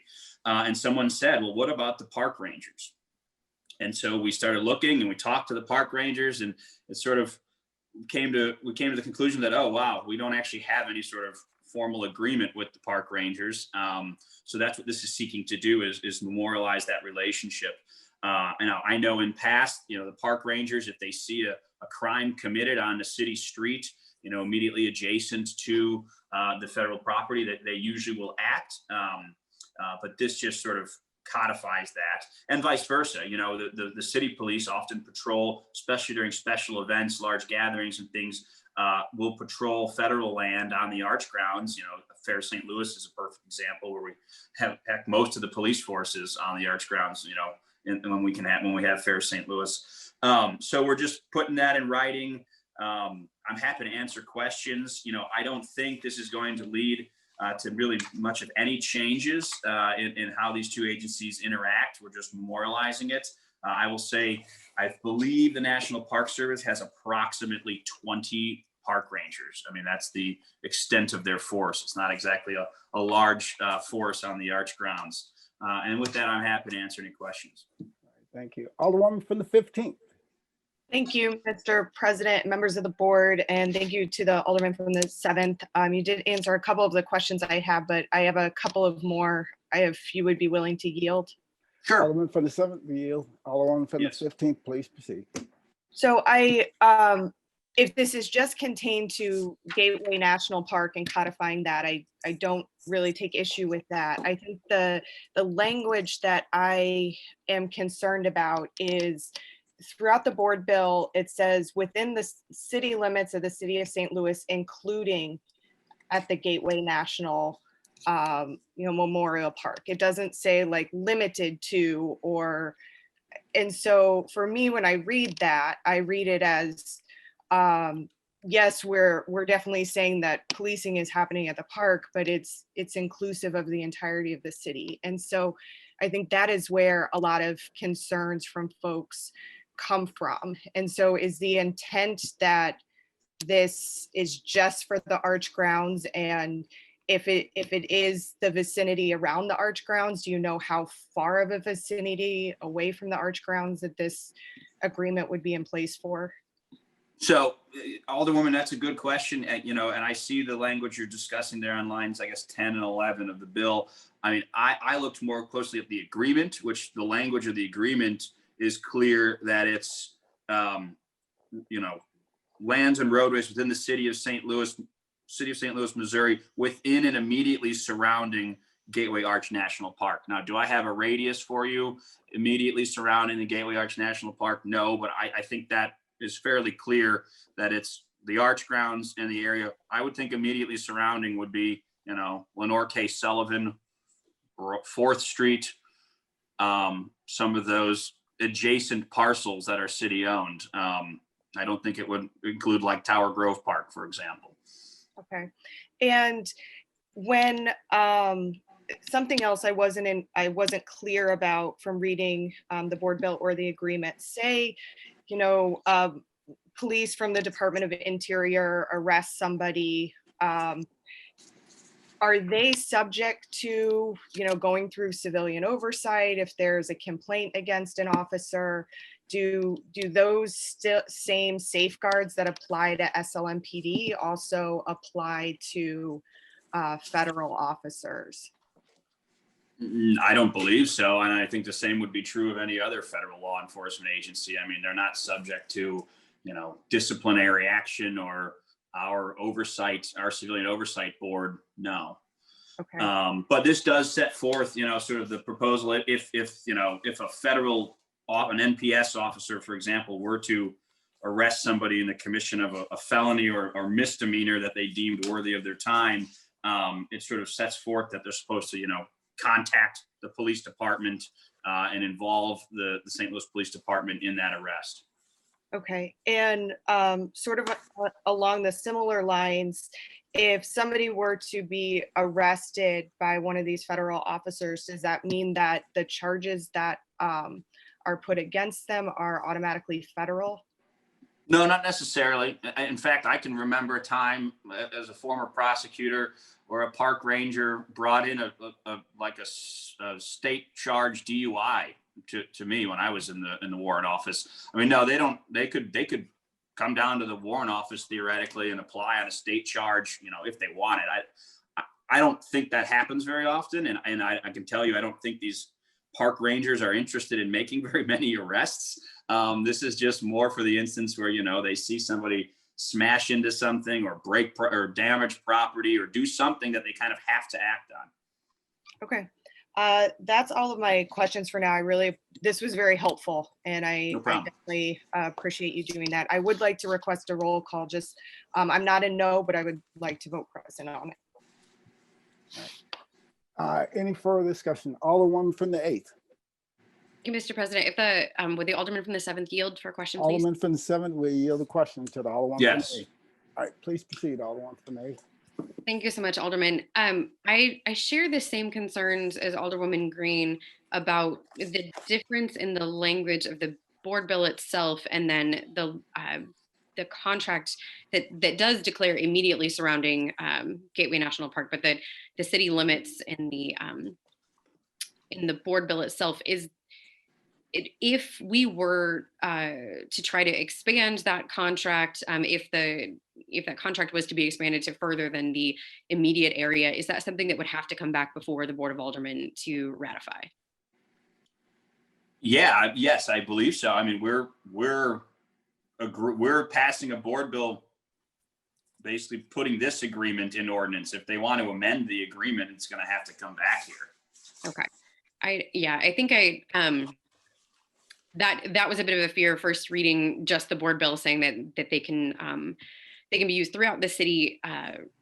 My concerns are the ongoing protests in DC where the National Park Police or Park Service has been used to pretty significantly crack down on protests, and coming up on a controversial presidential election and the grounds downtown being a place where a lot of those protests occur. I think it's a little bit concerning for me. So I'm also not at a no, but I do appreciate you raising those distinctions today and understanding that if we were going to expand any sort of agreement authority, it would come back to the Board of Aldermen. So thank you so much. Thank you. Alderman from the 24th. Thank you, Mr. President. Would the Alderman from the 7th yield for a question? Alderman from the 7th. Alderman from the 24th, please proceed. Thank you. Alderman, just a quick question, I guess. What would it take at this point? I have heard some of the concerns again regarding the same concerns that the Alderwoman from the 8th brought up regarding, what we've seen in some other jurisdictions. What would it take at this point to tweak Exhibit A here, this general agreement, to get a more defined scope on where exactly this patrol would be? I know that you've indicated kind of where you think that the scope would end, and probably where it logically makes sense for it to end. But I know you're an attorney as well. I always just am concerned when I'm looking at contracts and there's any ambiguities there. And I think that given what we've seen in some other jurisdictions, you know, that is a cause for concern to some folks. So I'm just curious if it would even be possible at this point to revisit the scope of where the patrol would be. I mean, anything's possible, Alderman, but I can say that that's not something I'm willing to entertain here today. I think within and immediately surrounding Gateway Arch National Park is clear enough. And frankly, as the Alderman of all the areas immediately surrounding Gateway Arch National Park, I can say that and I think the business owners and residents would welcome the National Park Service officers if they saw a felony being committed, you know, say on Laclede's Landing or Shoto's Landing or 4th Street. I think we'd welcome their involvement if they felt the need to roll up on their bicycles and assist or apprehend somebody, you know, committing property damage or violence downtown. I think this is clear enough. You know, I really don't believe you're going to see, I mean, again, we're not Washington, D.C. The whole city's not federal property. I don't think you're going to see these 20 bike rangers out on protest duty, you know.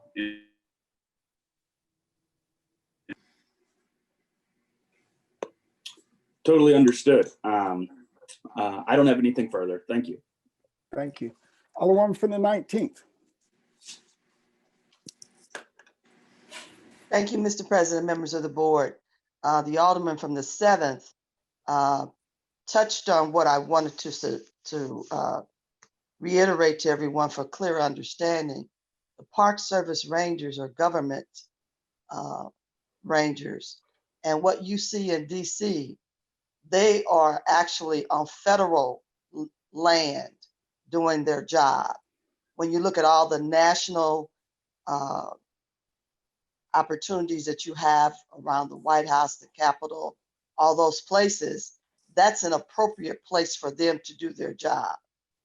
But it's not appropriate if they came into the city of St. Louis above and beyond an immediate area around their facility, the federal government facility that they share with the city of St. Louis. So one thing I don't think we ever have to worry about is them getting in a vehicle and traveling to 20th and Washington or Wells Goodfellow or any place else. So I just wanted to just make that real clear. And maybe if you attach their job description to your contract, maybe that can help everybody and make it a part of the record. Thank you. All right, thank you. Any further discussion? Any further discussion? Alderman from the 7th, you're recognized to close. Thank you, Mr. President, members of the board. And I really do appreciate everyone's questions on this. I mean, believe me, if this was a bill to be expanding, you know, federal authority well into the city of St. Louis, as we've seen elsewhere, that's not something I'd be interested in. You know, as the Alderman of the 7th Ward and representing the areas, including the Arch grounds, I work closely with Mike Ward, who's the superintendent of the Arch. He's a wonderful man. He's a St. Louis native, and his rangers are great. And they are, you know, I mean, they spend part of their day as tour guides, you know, telling people about St. Louis. I think they're great ambassadors. And this was just simply, as I said, codifying the 55-year relationship. As we got into the weeds this summer, thinking about strategies for downtown crime, it became apparent there was no formal agreement. So that's what we're doing here today, is formalizing the agreement between the two agencies. I would appreciate your favorable consideration, and I renew my motion. Been moved by Alderman from the 7th, seconded by Alderman from the 10th, that we perfect Board Bill 141. There's been a request for roll call. Madam Clerk, please call the roll. Alderwoman Tyus.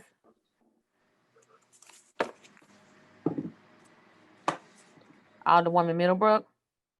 Aye. Alderman Bosley. Aye. Aye. Alderwoman Evans. Aye. Alderwoman Hubbard. Aye. Alderwoman Ingracia. Aye. Alderman Coder. Aye. Alderwoman Rice, Present. Alderman Gunther, Present. Alderman Balmer, Aye. Alderwoman Martin,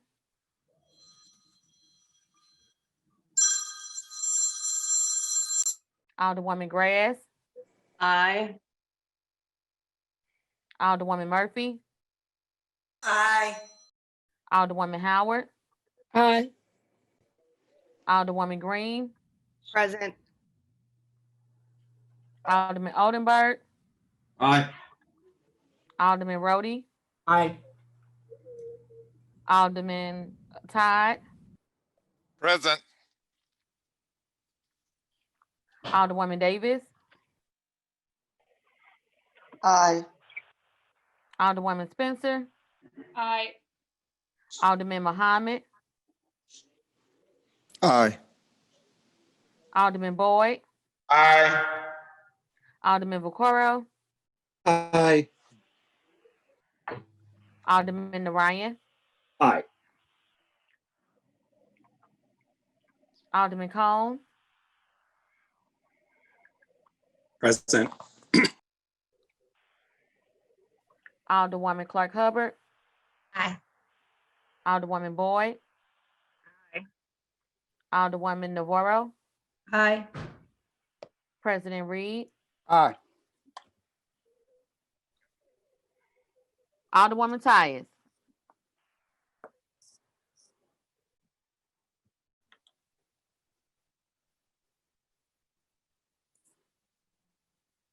Alderwoman Martin, Present.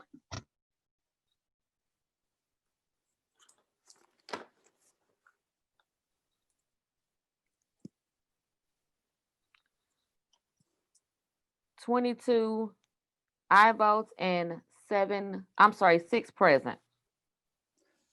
By a vote, staying the motion, Alderman from the 7th and perfected Board Bill 141.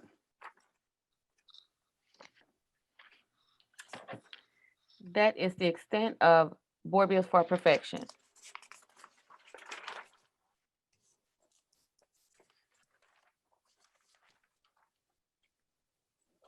Third reading consent. Board Bill 94, 113, 126, 127, and 134. Alderman from the 22nd, you recognize on the motion for the third reading consent calendar. Mr. President, members of the board, I move for adoption of the third reading consent calendar. Second. By Alderman from the 22nd, seconded by the Alderman from the 10th and the Alderwoman from the 14th. Any discussion?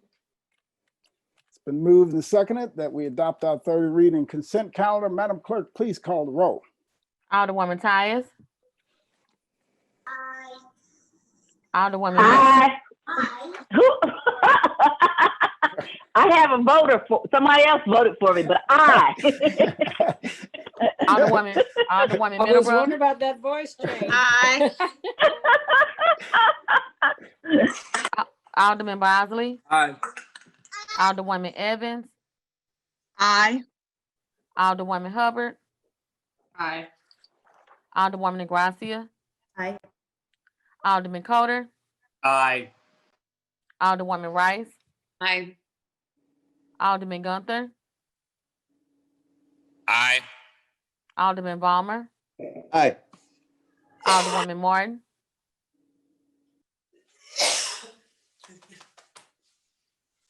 Alderwoman Grass. Aye. Alderwoman Murphy. Aye. Alderwoman Howard. Aye. Alderwoman Green.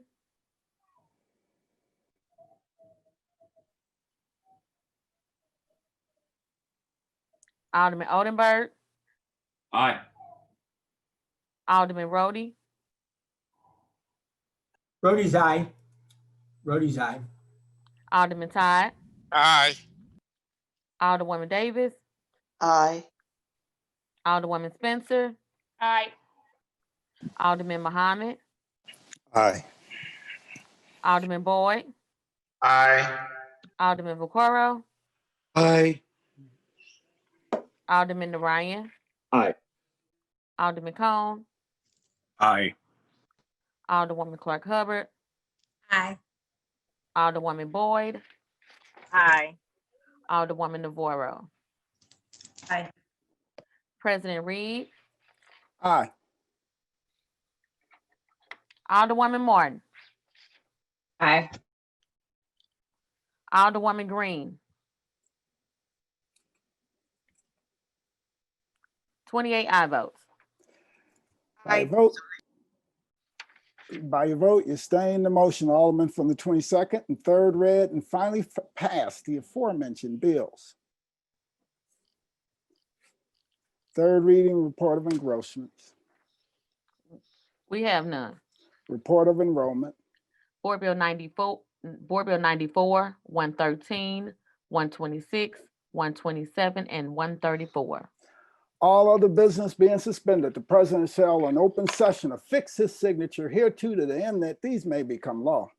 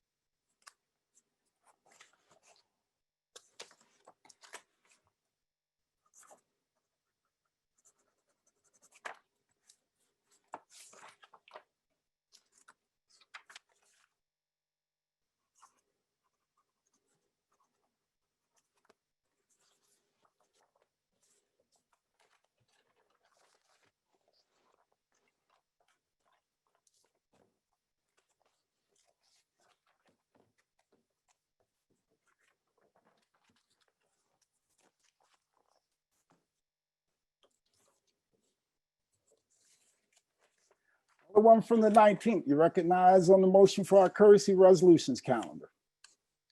Mr. President, members of the board, I move that we adopt our courtesy resolution calendar. Moved by the Alderman from the 19th, seconded, I believe, by the Alderman from the 21st. Any discussion? Or 22nd, that was 22nd. Any discussion? Any discussion? It's been moved and seconded that we adopt our courtesy resolution calendar. All in favor signify by saying aye. Aye. Aye. Opposed? Motion carries. First reading resolutions. Resolution 63, sponsored by Alderwoman Howard and Alderwoman Murphy. The Bevo Community Improvement District.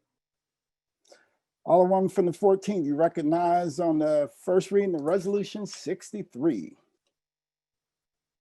Yes, I would like to explain that this resolution reappoints several members of the Bevo CID. We've just recently had a new district manager appointed. These are overdue appointments, so I would appreciate the consideration of my colleagues here in appointing this and moving this forward. Okay. Any further discussion? Any further discussion? Mr. President, Yeah, Alderman from the 22nd. is there a motion on the resolution? Resolutions can be discussed without motions. Okay. But I'm gonna go back, I'll go back to her in a second. Okay, thank you. All right, thank you. Any further discussion? Any further discussion? Alderman from the 14th, would you like to request unanimous consent? I move and request unanimous consent from my colleagues for passage of and confirmation of these members of the Bevo Community Improvement District. Second. Hearing no objection, please proceed, Alderman. Would you like to make a motion to adopt it now? I would like to make a motion to adopt the members of the Bevo Community Improvement District appointed by the board. in resolution 60. Resolution 63, I'm 63. sorry. Oh, that's all right. It's been moved by the Alderman from the 14th, seconded by the Alderman from the 13th, that we adopt resolution 63. Any discussion? All in favor signify by saying aye. Aye. Opposed? Motion carries. Second reading. Resolution 61, sponsored by Alderman Collins Muhammad, President Reed, and the following alderpersons: Alderman Boyd, Alderwoman Davis, Alderwoman Hubbard, Alderwoman Middlebrook, Alderwoman Evans, Alderman Bosley, Alderwoman Boyd, Alderwoman Clark Hubbard, Alderman Todd, and Alderman Vaquero, urging residents to vote no on Proposition D. Alderman from the 21st, you recognize on the second reading, resolution 61. Thank you, Mr. President. I move for approval and passage of resolution number 61. Moved by the I Alderman from the second that. 21st, seconded by the Alderman from the 23rd. Please proceed, Alderman. Alderman from the 21st, please. Yes, thank you, Mr. President. Resolution number 61 is expressing the Board of Aldermen's opposition to a special interest outside campaign known as Proposition D. With that, Mr. President, I renew my motion. All right, Alderman from the 1st. Mr. President, members of the board, with the permission of the primary sponsor, I'd like to add my name, please. Madam Clerk, please add the Alderman from the 1st name to resolution 61. Thank you, Madam Chair. All right. Mr. President, I rise in support of this resolution. The people on the other side of this resolution are people that are my political friends, and I like and respect. I just think they're wrong. Oftentimes when we get an outcome that we don't like, such as a mayor who becomes the mayor with 32% of the vote, people say we need to do something. We do need to do things, but the devil is in the details of what you do. And so when you go out and you don't sit down and speak to people who've been in this for a long time, what you get is a outcome that is, you think you're addressing the issue, and it might be something that you want, but a lot of other people will not like it. We had a substantial hearing for several hours Wednesday regarding this resolution. And a lot of people who came, they spoke in favor of it, which I still support. I don't care if I support something or not. I'm supportive of people being able to, the citizens being able to come and express their opinion. And I want to thank everybody that came out to express their opinion. But one of the people that came was the comptroller, who has been in office since 1995. And she expressed her resolution, her resolve not to support Proposition D, and talked about the problems, and talked about that when you're going to change something in November and then try to implement it in the next election, which would be in March, that it would be confusing to people. It will be. I've been in office before the comptroller, and when you change things, it confuses people. This whole thing of how to vote absentee versus mail-in ballot has gotten people really crazy. A lot of my votes were not, many of my votes were not counted in the primary election because people got confused about what they were doing. When people have done things for a long time, they don't even notice when you change things. If you change a polling place and someone has been going to that polling place for 15 or 20 years, even though they get that card that says your polling place has moved, those people still go to their old polling place because they are conditioned to do that. I do not want to see us have people who are elected with 32% of the vote. I think that is a mistake. I also do not want to see people who went out and gathered this petition. And I'm not talking about citizens, but I'm also talking about elected officials who doesn't affect them. Okay, so then I heard at our hearing from people who said, well, how dare the Board of Aldermen take a position on it? How dare the Board of Aldermen not take a position on it? And the first thing I want to tell, and I read this into the record, I want them to know, when the citizens do an initiative, it comes to the Board of Aldermen before it does anything. In fact, it says you have to submit it to the Board of Aldermen, and we have so many days whether we act on it or not. But I think it's it's trying to throw shade, to use young people's vernacular, to say that if the Board of Aldermen has an opinion about how something affects how we run for office, that somehow we should, as citizens of the city of St. Louis and representatives of other citizens, shouldn't have an opinion about it. Most certainly we should. If you do something to change how doctors do things, they have an opinion, lawyers do things, but somehow if members of the Board of Aldermen somehow disagree or say, or we take a position as a body as a whole to say, this is not a good thing, then somehow, oh, shame on us. Shame on you for not even knowing that it had to come to us in the first place. But I can excuse you because a lot of you are getting in the process. You haven't been in it. And so you don't really know the process. And that's the good thing about sitting down with people like me. I know the process. I would have sat down and talked to you about what is wrong with this thing. If you had talked with the comptroller, she would have sat down and talked with you. Now, that doesn't mean you couldn't go ahead and do it anyway, but you might have had some insight. One of the things that the comptroller brought up that I thought was just very informative or just right on point was that we were going to address the president of the board, the mayor, the comptrollers, the members of the board, but we weren't going to address the county officials. Okay, they were going to have, so we're going to do a two-tiered situation, whereas we would have to run under one situation and the county officials, some of who are supporting it, not to mention the state reps and other people who are maybe out there supporting it or pushing this thing, but they're not going to have to be subjected to that. That's ridiculous, okay? If I am going to change something that the county officials, how they run, I would talk to them. You did not take a minute to talk to us as though we are all criminals and something's wrong because we might have a difference of opinion. We might be more informed than you, and you might learn something. That's what I learned my first year as a city alderperson. In 1991, the former First Ward Alderwoman Joanne Wayne told a group of us when we were upset, you came down here knowing everything, so I let you bump your head. So a lot of times people, when they want to do something, they think anything beats nothing at all. It doesn't. Proposition D does not come close to being a good proposition. I don't care how many people get out there and tell you it is. It is not. It is not correct. It is not a good way to do things. You could have set a threshold to say, well, if you get 45% or 49%, there's no runoff. But you want to go and say somebody could get 49%, somebody could get 22%, and that may be the runoff, and then we could coalesce. And so that person who got the initial 22% could actually be the winner. You don't want to have partisan elections. I want partisan. I like partisan. I like to see a D and a R behind the name. But I also brought up at the hearing, and I want to remind people, we had a Republican for a lot of years down here. He was very honest in who he was. He ran as a Republican in the 12th Ward, Fred Hyder, and he was here for the longest period of anybody, and he ran as a Republican. We also had a independent by the name from the 22nd Ward by the name of Kenneth Jones, and he was here for a very long time. So you don't have to run for a Democrat to be elected official in the city of St. Louis. You have to get out there and do it. We have a Green Party. We have still independent you can run.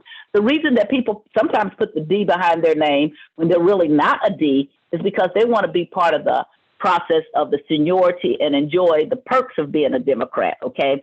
And so when it didn't work for them, some people then ran as an independent and then won and then came back and they switch over to a Democrat. I've never, and so when people do that, and we have several members right now who are my political friends, I tell them, then you lose out that seniority at that time because you were an independent, and that is rightfully so. If we want, the problem I have with people not having a D or I or a Republican R behind their name is that I think that D stands for something. I'm a Democrat. I think it stands for something. It stands for my principles.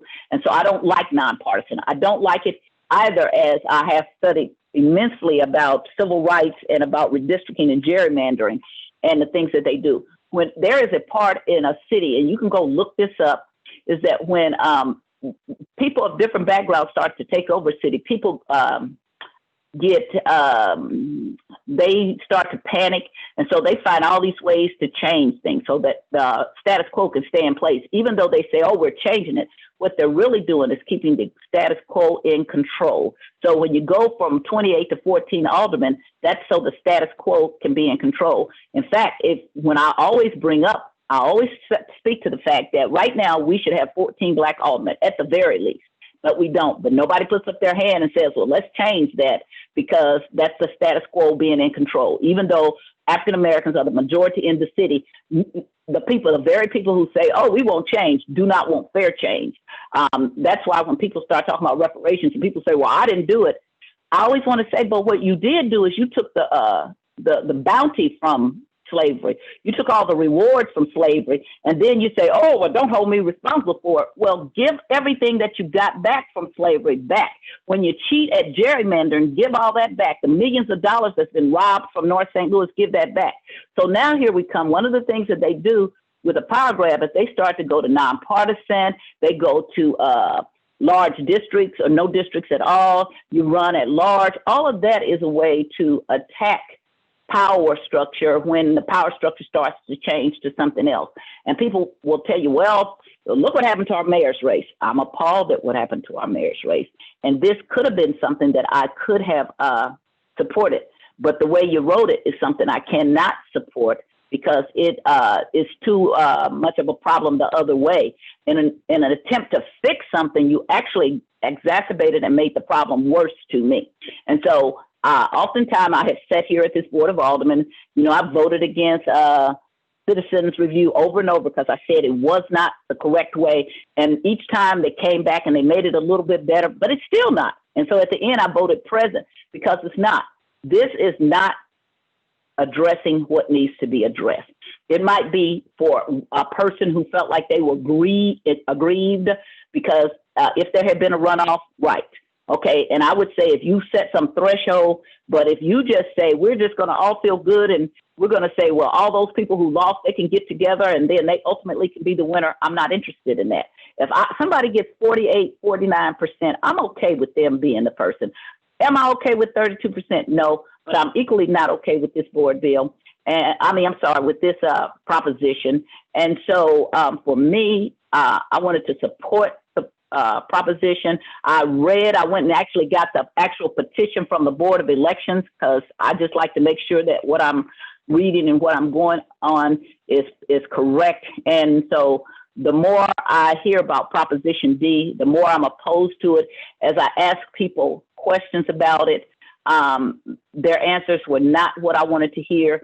And so that thing of, well, we just wanted to do something because the mayor got in with 32% is not the thing to do. The other thing was that they were protecting me, my Black self, because they split the Black vote. Well, then Black voters better get more educated and don't let themselves be split. Next election, this is coming up. All you got to do is, what happened. Don't let it happen again. You got to be more educated. You got to know that people do this on purpose, and you then can coalesce and have your vote go to one candidate. So I don't need anybody to look out for me as a Black person. What I need to do is make sure that my community is educated, and I do that over and over and over again. This takes away my power. I cannot support Proposition D. It is not written well. It is not good. It is not in our best interest. And I want to thank the sponsor of bringing this resolution up. Someone said, well, why were we doing this at the last minute? Well, what could have happened is that somebody else could have brought a resolution in support of Prop D, and we could have had the conversation. I didn't do it. So I most certainly couldn't be criticizing somebody else who brought it up. Late as it may be to some, it is still before the election. And so I'm hoping that people hear that we, the members of the Board of Aldermen, have a right to take a position on how we are elected, just as the comptroller did. And she took her time to come and to give very good reasons why she did not support it. And so I am in full support of the resolution against Proposition D, and I will be out there with a ballot against Proposition D. Thank you so much. I have no further comment.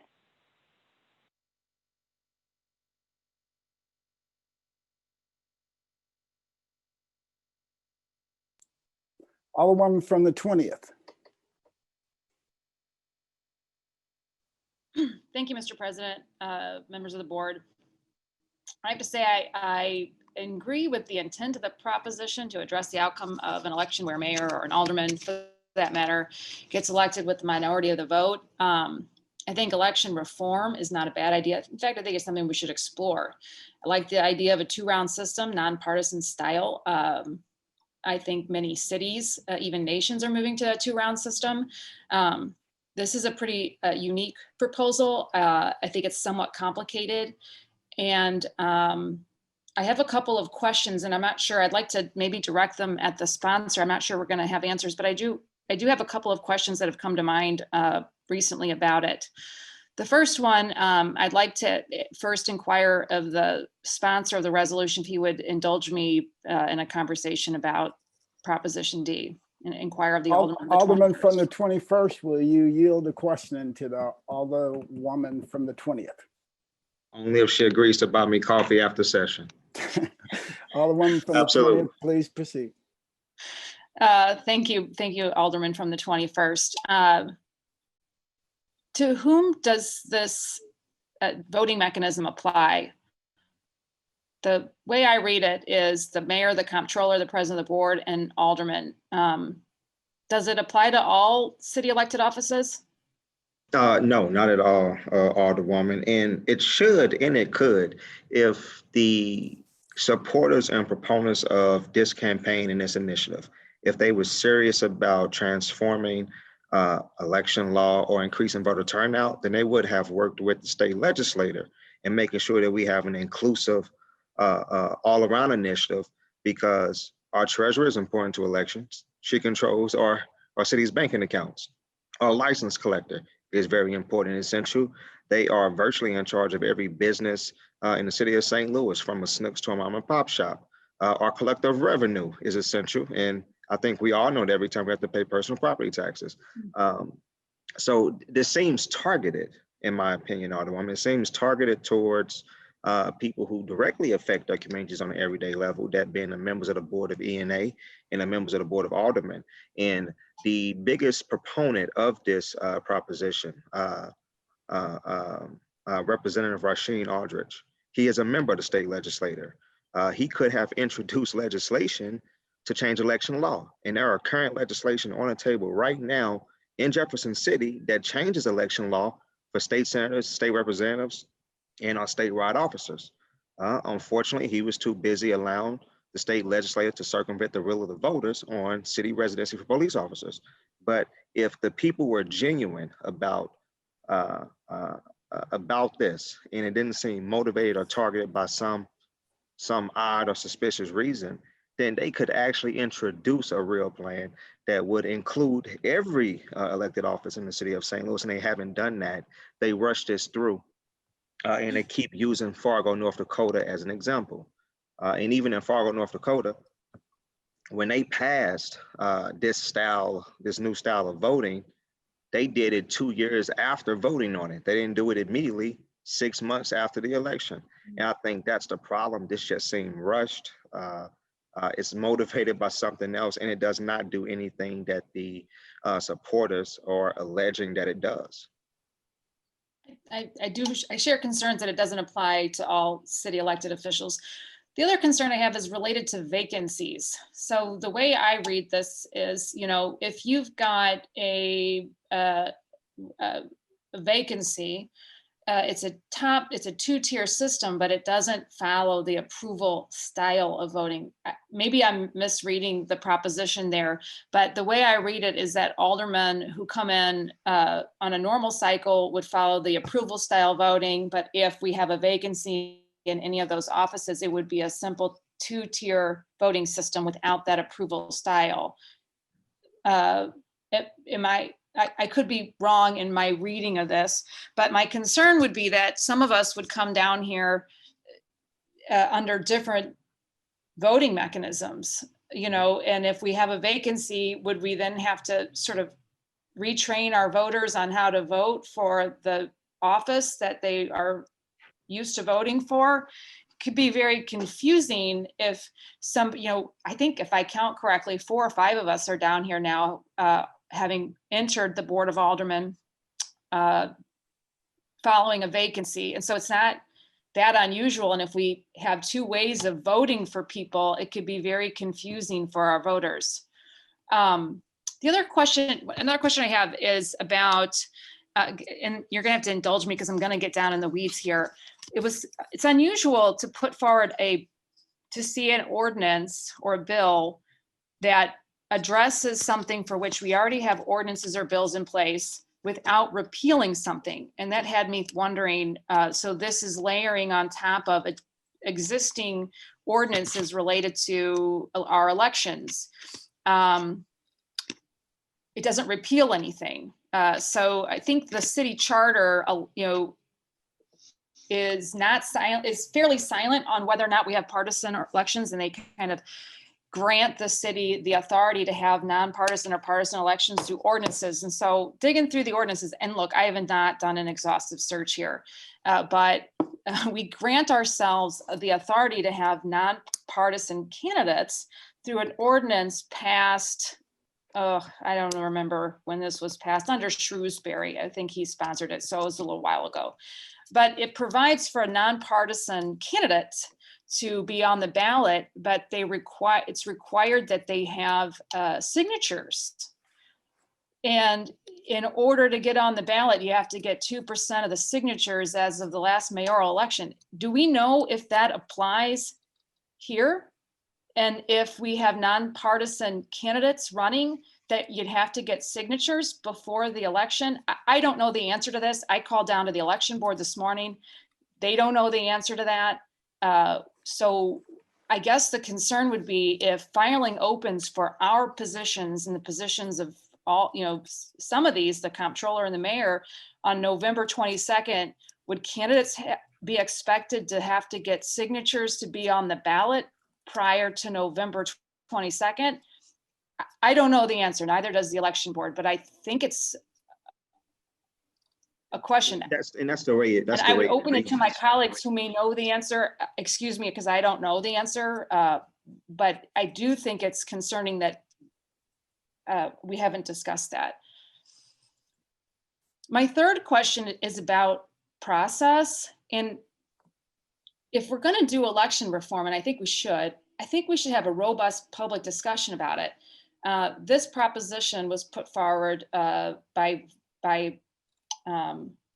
signature gatherers, which I think is a really good process to consider things. But when that happens, it goes to the Board of Elections, and the Board of Elections delivers it to this body by way of our president. I believe that happens sometime in July. And my question is by the way of the. I have the floor, Mr. President. I have the floor, Mr. President. Alderwoman from the 20th, I'm the president. Alderwoman from the 20th, I'm the president of the Board of Aldermen. I always have the floor. It's my job. That's what I do. So Alderwoman of the 20th, it is delivered to the clerk. That's what happens with these things. They're delivered to the clerk, and then any alderman has the right to take those things up. Please proceed. Mr. President, I have been down here for 5 years, and I have never seen you interrupt anybody speaking to make a correction until just now. Alderwoman, I would like to proceed. Alderwoman, okay? Alderwoman, please proceed with your if you have anything further to add. If not, we'll move on to the next person. If you have anything further, please proceed. I would like to continue. Would you please continue, that I was making. Alderwoman? Please continue. Thank you, Mr. President. All right, thank you, Alderwoman. The point I was making is that we could have had a robust public discussion about this if it had been brought before the Board of Aldermen. And I think, I guess my question would be for you, Mr. President, as to why this wasn't brought before the body to have a robust public discussion at that point. Alderwoman, if you understand the way these things operate, you as the alderperson from the 20th, once the clerk receives the bill or the initiative, you have a right to, or any other 28 members have a right to bring it up for discussion. If you had all these questions, you should have brought it up for discussion, but you missed out on that opportunity. So thanks to the alderman from the 21st, you now have an opportunity to ask questions. but you certainly missed out on an opportunity. If you had so many questions and concerns and would like to have seen it change, you had the right to do that, but you lost that right when you did not act in a timely fashion. Mr. President, was the bill delivered to the body of the Board of Aldermen by way of the clerk? How were we made aware that the clerk received it? Alderwoman, I'm not going to engage in discussion with you. In any debate with you, you can ask the clerk of that. Any of those things, any of those questions could be easily answered by the clerk. But again, those are questions that you should have asked before this meeting today. Those are questions that you should have asked months ago. I mean, it was well known that people were out collecting signatures, but you let that opportunity slip.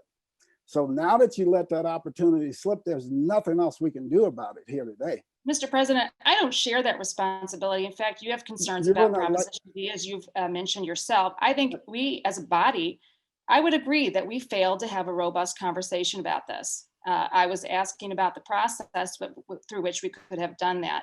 But I do share some of the concerns of the alderman from the 21st. I agree with you that he has, brought some of those to us, and I appreciate that. I hope that my questions added to this robust conversation that we're having today. Thank you, Mr. President. That's all I have.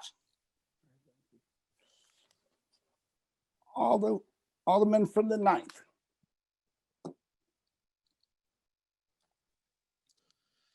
Well, thank you, Mr. President. I actually took my hand down. Okay. But since you called on me, I'll go ahead and talk. Okay. To follow that up, so I just, I again wanted to thank the Alderwoman from the 1st, the Chairwoman of the Rules and Resolutions Committee, for having a broad public discussion on this during her committee. I believe we spent about 5 hours together a couple days ago, allowing public testimony on this. For my colleagues that weren't able to be part of that public testimony or weren't able to watch the full 5 hours of the committee, I just wanted to mention a few things. There was, we allowed for public testimony. We had, I believe it was 21 speakers show up to speak on why they thought that Proposition D should be given consideration. Out of those 21 speakers, we had, as was mentioned, we had our comptroller, Darlene Green, was the one that spoke against it, mainly because she had a lot of questions, similar to the alderman from the 21st about, maybe this being rushed and needed to be kind of vetted a little bit more before we come out and support it. But out of those, the other 20 people that were there to speak for it, I just wanted to mention that these are not outsiders, as keeps getting kind of pushed into the discussion about this as, oh, this is an outside group that's pushing this. The 20 speakers that we had, they're my constituents. They're constituents of the 20th ward, the 15th, their 7th ward, 8th ward. We had a lot of constituents coming and speaking for this that just want to see a fair way of elections through the city of St. Louis. And honestly, a lot of people that were not too happy with 2 major elections that we've had over the last 4 years, where some of our top representatives have been elected with, around 30% of the vote. So this was brought forward by the people of St. Louis. This is not outside organizations that are pushing dark money, which keeps getting thrown out there. In fact, one of the speakers for Proposition D was a representative of the League of Women Voters that said, they took offense by the fact that this resolution that we're debating right now, says outsiders are influencing it and dark money is influencing it. Well, the League of Women Voters was there testifying to say that, this is something that they thoroughly vetted where this money was coming from. And the group, the Centers for Election, whatever it's called, the Centers for Elections that that funded a grant is actually less than a quarter of the money that has come in to be able to help put this in front of the St. Louis voters. So I just kind of wanted to say, I believe that, this is the discussion we're having now. It's going to be up to our voters come Tuesday. But the arguments being made that this is dark money is false. The arguments that this is being run by outsiders, not from St. Louis, is false. Whereas in fact it is supported by the League of Women Voters, who I believe have the best interest in democracy of any group that I know. So then one other thing I wanted to just kind of mention, and I mentioned this, the Alderwoman from the first and we've had a lot of discussion on this, and I think it's important that we don't always have to agree on things, but it's important to get these kind of facts out there when the discussion being made, for this resolution that this full board opposes Proposition D. A lot of that is based on this fact about Fargo not wanting it, and Fargo being the only place that's doing it. Whereas in fact, we did have a speaker from Fargo that showed up. That was one of the, I believe his name was Jed Limke, I had written down here.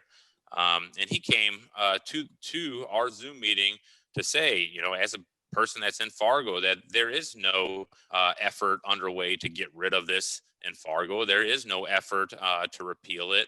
And in fact, he did brought statistics that showed that that voters were more engaged and that voter turnout was greater by having a process where if the first person you voted for doesn't win, you still have a chance to come back and vote on the best of two candidates. So because of that, it does increase voter turnout. So I know some of my other colleagues here have some more things to say on it, but I just, personally believe that, as an individual elected representative, you can speak to your, voters. You can kind of go out there and say you're for this or against it. But just as a body, for us to come out and say, oh, we're opposed to Proposition D, I don't think is right as a body. I think just, let the people decide on Tuesday, and but just get the facts as they are. That groups like Action St. Louis, like the Organization for Black Struggle, the St. Louis American, the Service Employees International Union. These are groups that are behind Proposition D and are supporting Proposition D. So I don't, I feel that it's wrong for us to kind of beat this drum of this is all run by outsiders that's here to disenfranchise voters, and that's their motive, when you have organizations that are very much for engaging voters supporting this. So that's all I say. Thank you, Mr. President. All right, thank you. Alderwoman from the 15th. Thank you, Mr. President, members of the board. The Alderman from the 9th said a lot of the things that I was going to say. And I once again do want to thank the Alderwoman from the 1st for allowing us to have a very robust public discussion on this in committee a couple days ago. I think that those public discussions are very important, and giving our constituents the ability to come and testify on things is very important. Few things that I just want to bring to our attention. 80% of cities in our country right now have nonpartisan elections. Kansas City has nonpartisan elections. Chicago has nonpartisan elections. This is not something that is really that radical. It's something that's actually pretty mainstream. And I think it's important. I think it's important for a city that is, by all intents and purposes, a one-party city where everybody runs on the Democratic label. And I think we know through our disagreements at the board that what it means to be a Democrat is a very big tent in this city. And I think that moving to nonpartisan gives us the ability to run on issues, run on the things that we believe in, and not necessarily be couched by a party label where people assume that we carry certain viewpoints or stand for certain things because we have that D next to our name. I think that is a common sense move for our city. I thought it was also wonderful to be able to have somebody from Fargo come and testify on their experiences with this in Fargo, and not just a constituent from Fargo, somebody who actually sat on the commission to study how to reform their electoral system. What he did is he walked us through their process, and that, you know, after they had a series of elections, just like we've had a series of elections where people were winning their elections with very small percentages of the vote, the city put together a commission and asked those folks to study, you know, how do we address this issue? It doesn't seem very democratic that folks are winning elections with 15, 16% of the vote. And so through this commission, with the support of two of their members of the council who were driving a driving force behind this, in addition to the mayor, who was wildly supportive of this, they engaged a number of national organizations, the Center for Election Science being one of them, to help educate them on what are voting systems in order to address this issue. And approval voting is what they came up with. The gentleman from Fargo also testified that after this went into effect, they had the highest voter turnout than they have had in 20 years in Fargo. And so these claims that this is somehow going to depress or disenfranchise folks, I think it is not accurate based upon the experiences of the folks in Fargo. And, you know, I think that, you know, we've had a lot of conversations about, you know, this being some kind of dark money operation with, you know, from outsiders. I will say I had constituents reach out and talk to me about this probably 3 years ago for the very first time, and come and talk to me about it, you know, maybe a couple times a year, checking in as they were trying to figure out who do we engage to learn more about these different electoral systems. And I think our constituents went through a lot of the same process that they did in Fargo to figure out what was a system that was going to address some of these issues we have in our democratic system here in the city, while also being cost effective. And I know that they looked at other voting mechanisms. They looked at ranked choice voting, which would be much more expensive to implement in our city because of the changes that would have to occur in to our voting machines. And I would say having a quarter of their money funded by this outside organization whose job is to study and be an expert on electoral systems is not so different than the grant that we just accepted from I think it was Facebook and some of those tech companies in order to help update and modernize our election systems here in the city. We do have a lot of problems with dark money in our political system. And I really hope that in the future, when the Joseph Wingate Folk Society decides to mess in our city elections again through their actual dark money PAC, where we actually do not know who any of their donors are, that this body will be willing to take a stance against that dark money group that continues to try to influence our local elections. In terms of the county offices, I understand the critique on this, but I will say a couple of things. City, Board of Aldermen, Comptroller, Mayor are elected on a different election cycle than our county offices. And if the county offices were moved to this system, a couple of things would have to happen. First of all, we do not have the local authority to change the elections for those county offices. That would take a change in state law. The other thing is, if we were to move those county offices to an approval voting system, then we would have a two-tiered type of voting system on the same ballot. We would have county offices that were using approval voting on the August and November elections, and then we would have all of our statewides who would ostensibly not be using an approval voting system. That would create a very confusing system, and something that I vehemently think that we would need to avoid. This is a test, though. This is a way for us to start to refine our democratic systems. And if and when this works locally, then we look at taking this to the state level, much like we passed the minimum wage here. And even though it was repealed, it then gave us the organizing and bargaining ability to then be able to take it statewide and get it passed. And so I think that we can, in a lot of ways, be a leader on something, and be a leader on democracy reforms, which I think is a really good thing. And then the last thing I'll just say is, there's a resolution like this, in theory, is supposed to represent a unified position of the Board of Aldermen. And this does not represent a unified position. Are there changes that I would like to personally make to the Proposition D proposal? There definitely are.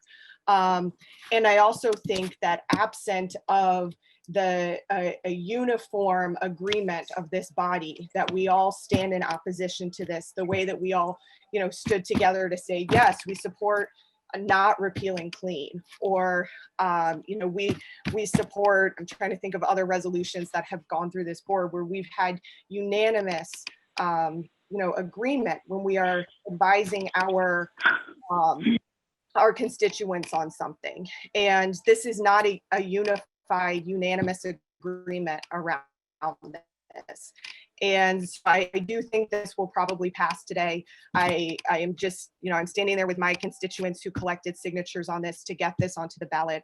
And also just want to make it known that I am not, I do not think that we should be weighing in on this in this way. This directly, it was led by residents across the city. I think a lot of these, it just doesn't look good for our body to be standing here fighting something that citizens have said that they at least want to be able to take to a vote to see if other folks believe in that. So once again, I want to thank the Alderwoman from the 1st for allowing the robust discussion that we had the other day.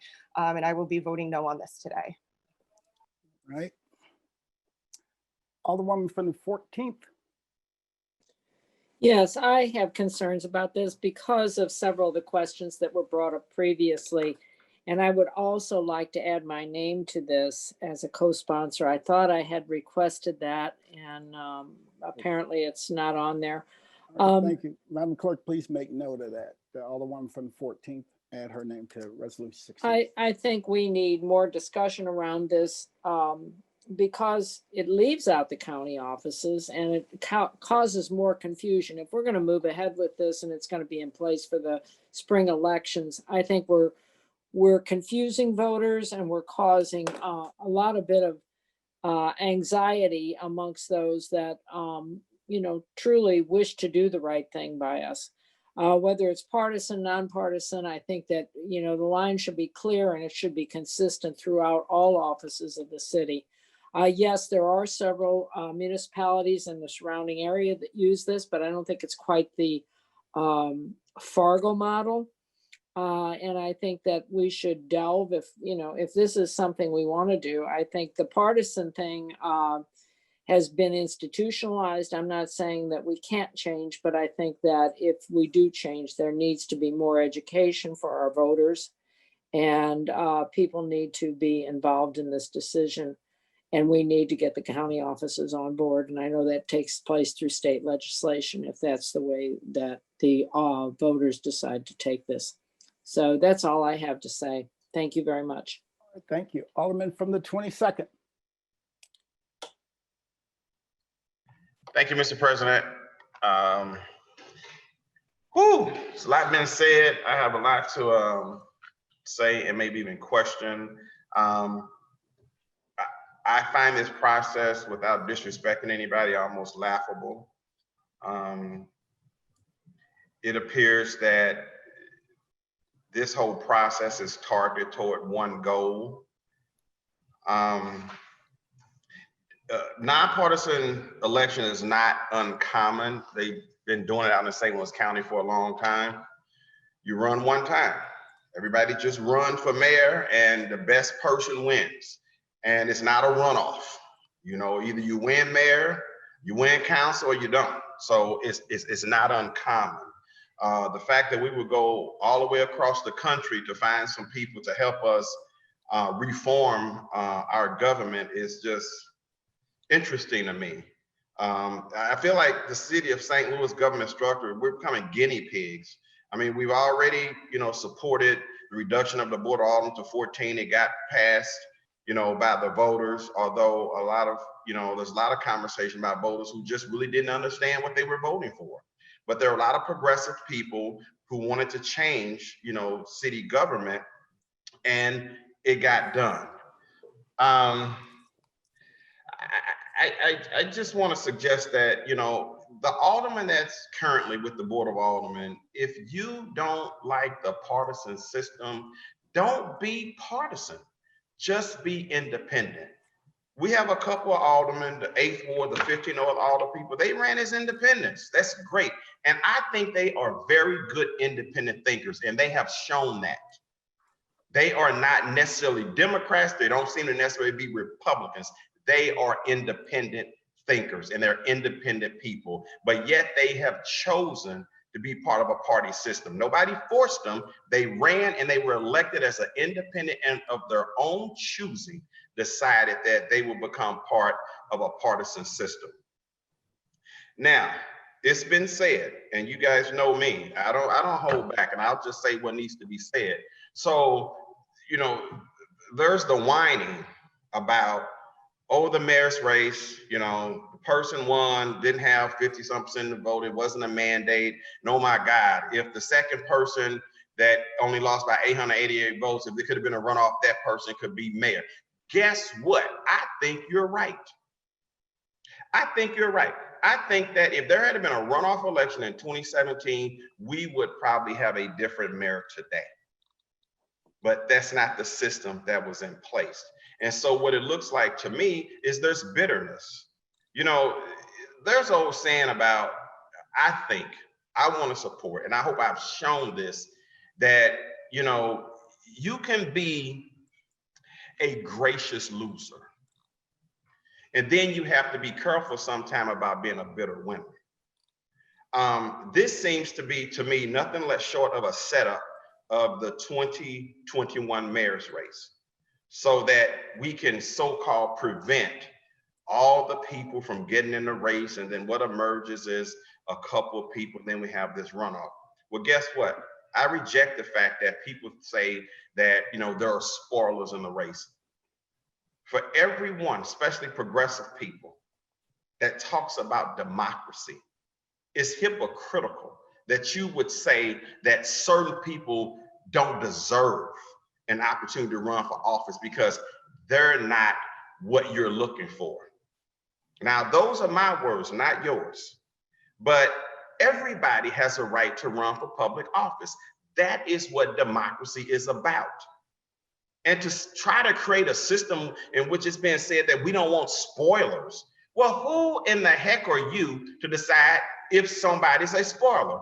Why couldn't somebody want to run for public office because they actually care and love the city of St. Louis and they want to do goodwill? I don't think that's fair.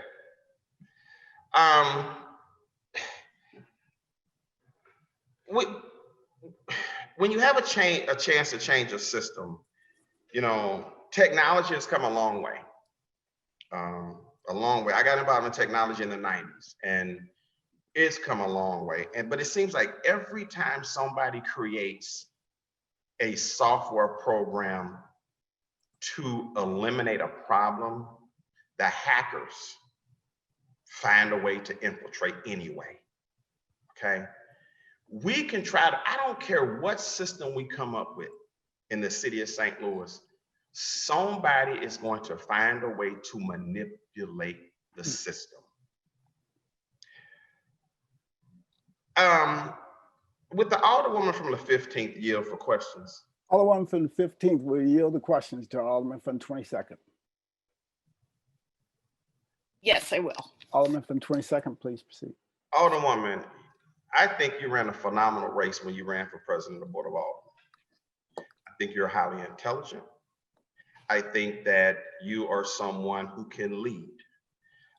You ran in a race with an incumbent president who's an African-American.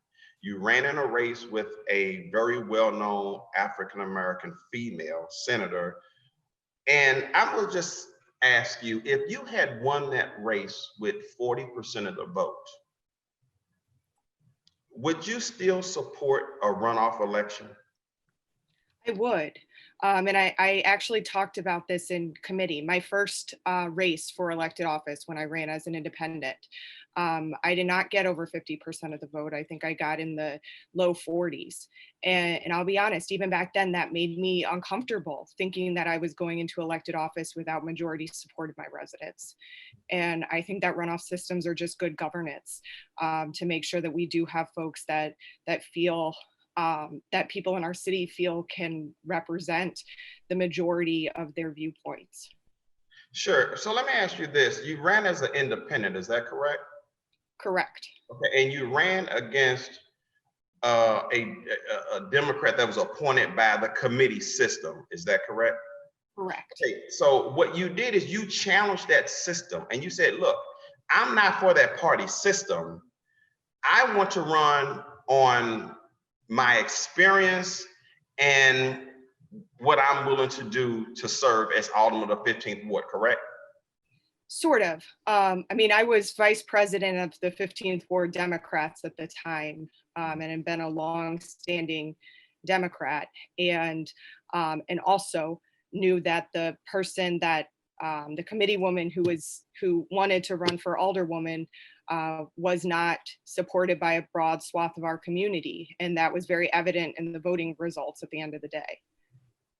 Well, I think that may be subjective, if you don't mind me saying that, because there are some people who have a very robust network of supporters.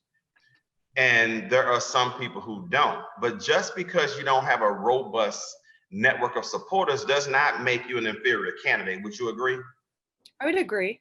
Okay, and so there are times in which there may be a person who has really done the work, if you will, and has been involved in the community, but who hasn't been flashy about, look at me and look what I have done. They just do the work. And oftentimes those people may get overlooked. So if you have a network, a very robust network of people who will support you, it would be conceivable that you would probably overshadow somebody who's just doing the work. Would that be a fair assessment? I mean, it could. I would also say that in elections, you have to put in the work, you know, even if you're more public facing, if you don't put in the work, you're probably not going to do very well come election time. Sure, absolutely. And that's why the type of voting system that we have kind of works, because even though you are a name brand, even though, not to disrespect anybody, but even though your name may be Clay, or your name may be Slay, or your name may be Jones, or your name may be Bosley, or whatever that brand dynasty name may be, you still have to do the work, correct? You do. Okay, so if you do the work and you win by 45% of the vote because you did the work and you put forth a plan that can really uplift the quality of life of the people that you serve, why is that not enough?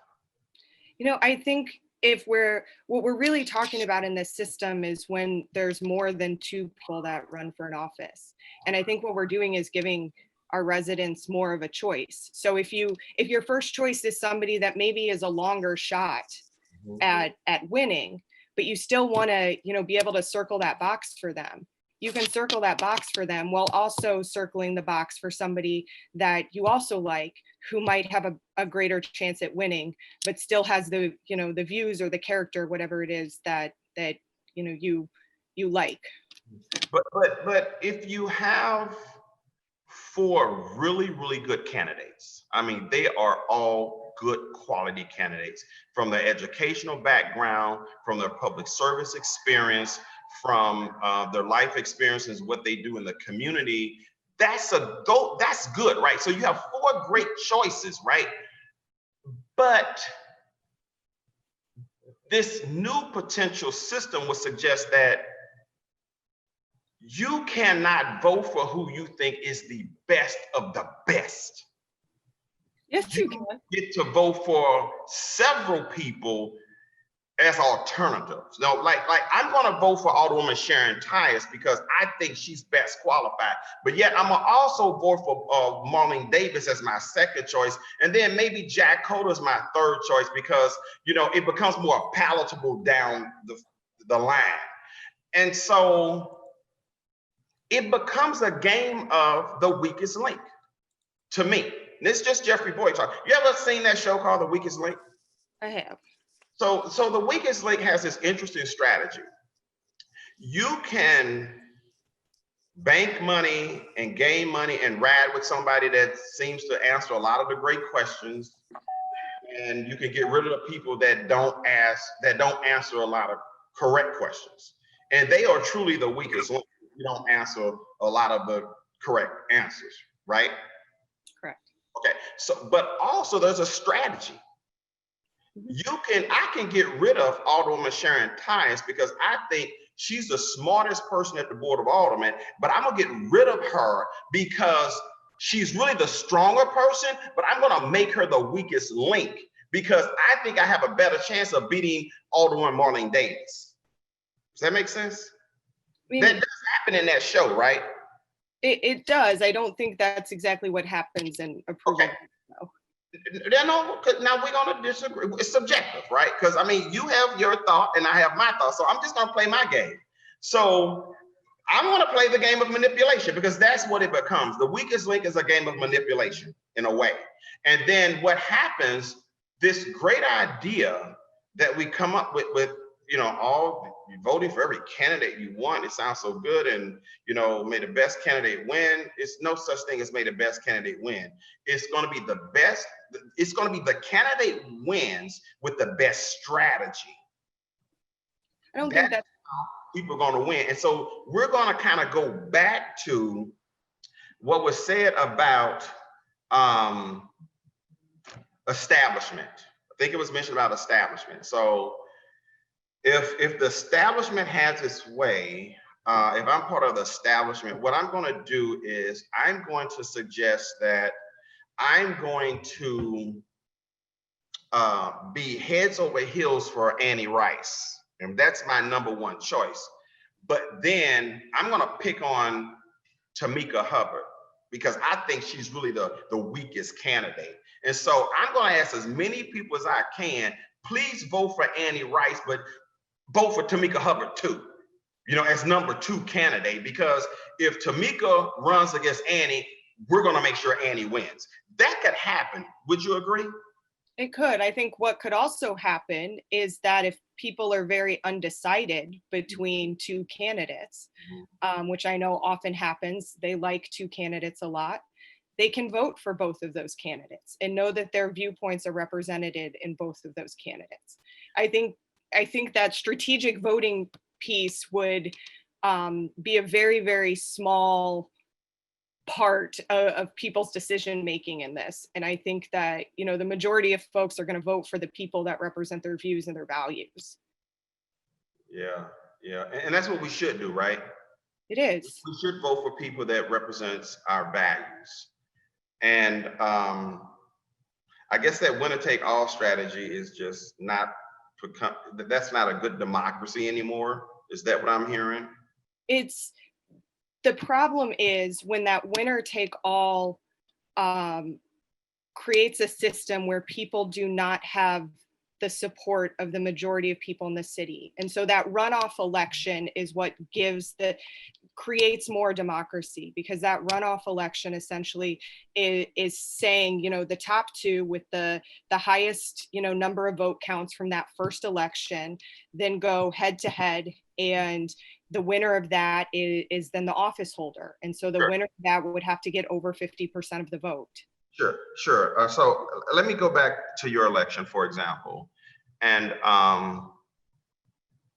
let's say that you were number 1 with 40% of the vote, and the person behind you was, let's say, Miss Senator Nasheed, who got 32% of the vote or whatever it is. And then it went to a runoff.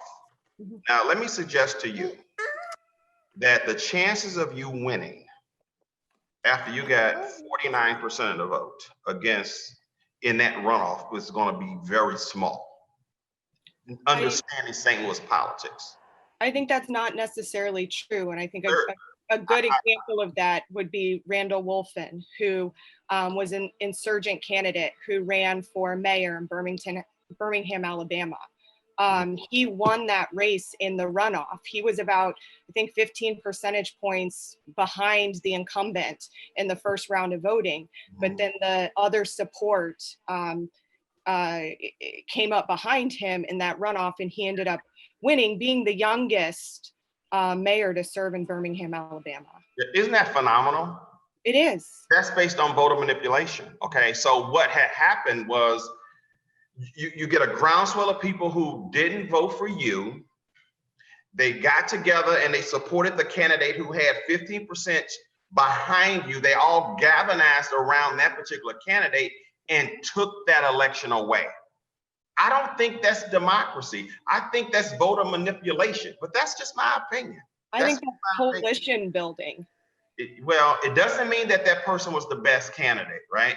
Because if the majority of the people votes 49%, even though you didn't make that 50+1 threshold for that particular candidate, democracy in my mind, and a lot of people I talk to says, you should win.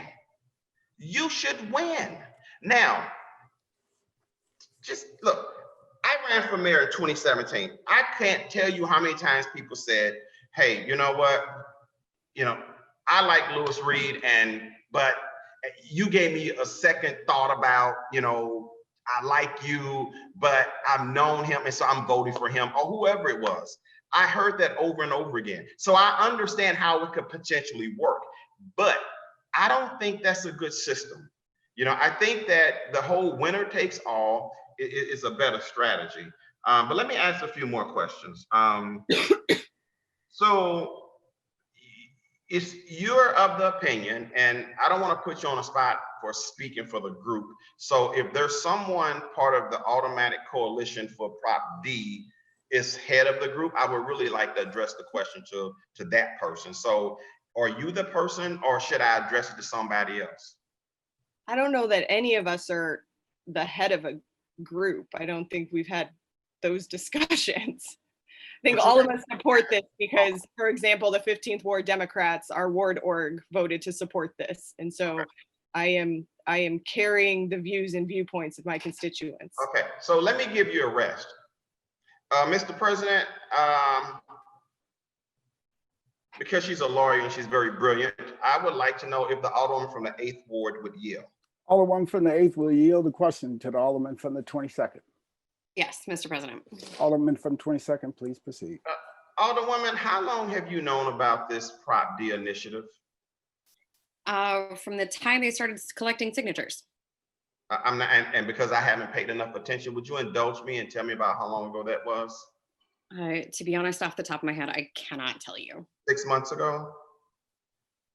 Time has taken on a new meaning during the pandemic. I think it was at least 6 months ago. Yes, I think it was last year sometime. Okay. And how did you hear about it? It was brought to my attention by one of the proponents. There was a kickoff event.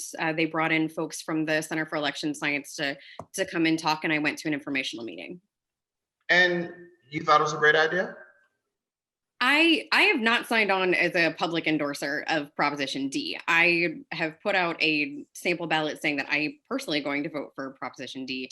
My ward organization also has supported a yes vote on Proposition D. Okay. Thank you, Alderwoman. Mr. President, would the Alderman from the 9th Ward yield for questions? Alderman from the 9th will yield the question to Alderman from the 22nd. Might as well. Yeah, please proceed, Alderman from the 22nd. Thank you, Alderman. I'm glad to have the opportunity to talk to you and ask you some questions because you seem to be very passionate about Proposition D, but I wanted some legal opinion, so I have to save that for somebody else. But so tell me, how long ago did you become aware of Proposition D? My answer would be similar to the Alderwoman from the 8th. I believe it was last spring, maybe. It was definitely over 6 months ago, probably about a year ago. And your next question is probably going to be, how did I find out?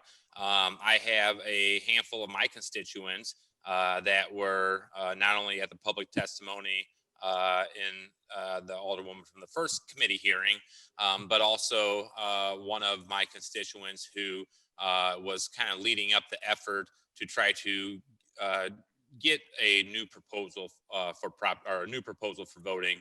So they came to one of our ward organization meetings probably last spring to speak about their petition gathering process and to talk about Proposition D. And you think it's a great idea, correct? I did not say that. Similar to the Alderwoman from the 8th, I have not signed up to publicly be the spokesperson for this, and I still have a lot of questions about it. Oh my! So, you know what? Not trying to be disrespectful. It sounds like I'm hearing backpedaling, because I know you were very adamant about making sure that people be able to testify for this resolution. I looked in, I zoned in and out of the hearing that was heard, which I thought Alderman from the first ward did a really good job on the public input process, and I certainly appreciated that. But it seemed like you were pretty much for this. And so now what I'm hearing is you're really not sure you're for this. no, I didn't say that. I think I was pretty clear in saying, similar to the other Alderwoman, that there is no spokesperson at the board coming and saying that this is a good idea. I got that, but I want your opinion. I want where you stand with this. Yeah, So, I think I made that clear during the testimony. I don't know if you were zooming in and out of the testimony. I believe that, you know, having an opportunity for for the citizens of the city of St. Louis to say that they believe that there is a problem with the way that our existing elections go, and give them the opportunity to collect signatures and put it on the ballot. So my ward organization has also supported this. I am also going to be voting for Prop D when it comes to the ballot on Tuesday. But there is no spokesperson on this board that is out there, beating the drums for this. So, okay, but let me ask you this: how many of your colleagues have you talked to collectively, you think, about why Prop D is a good idea? About how many?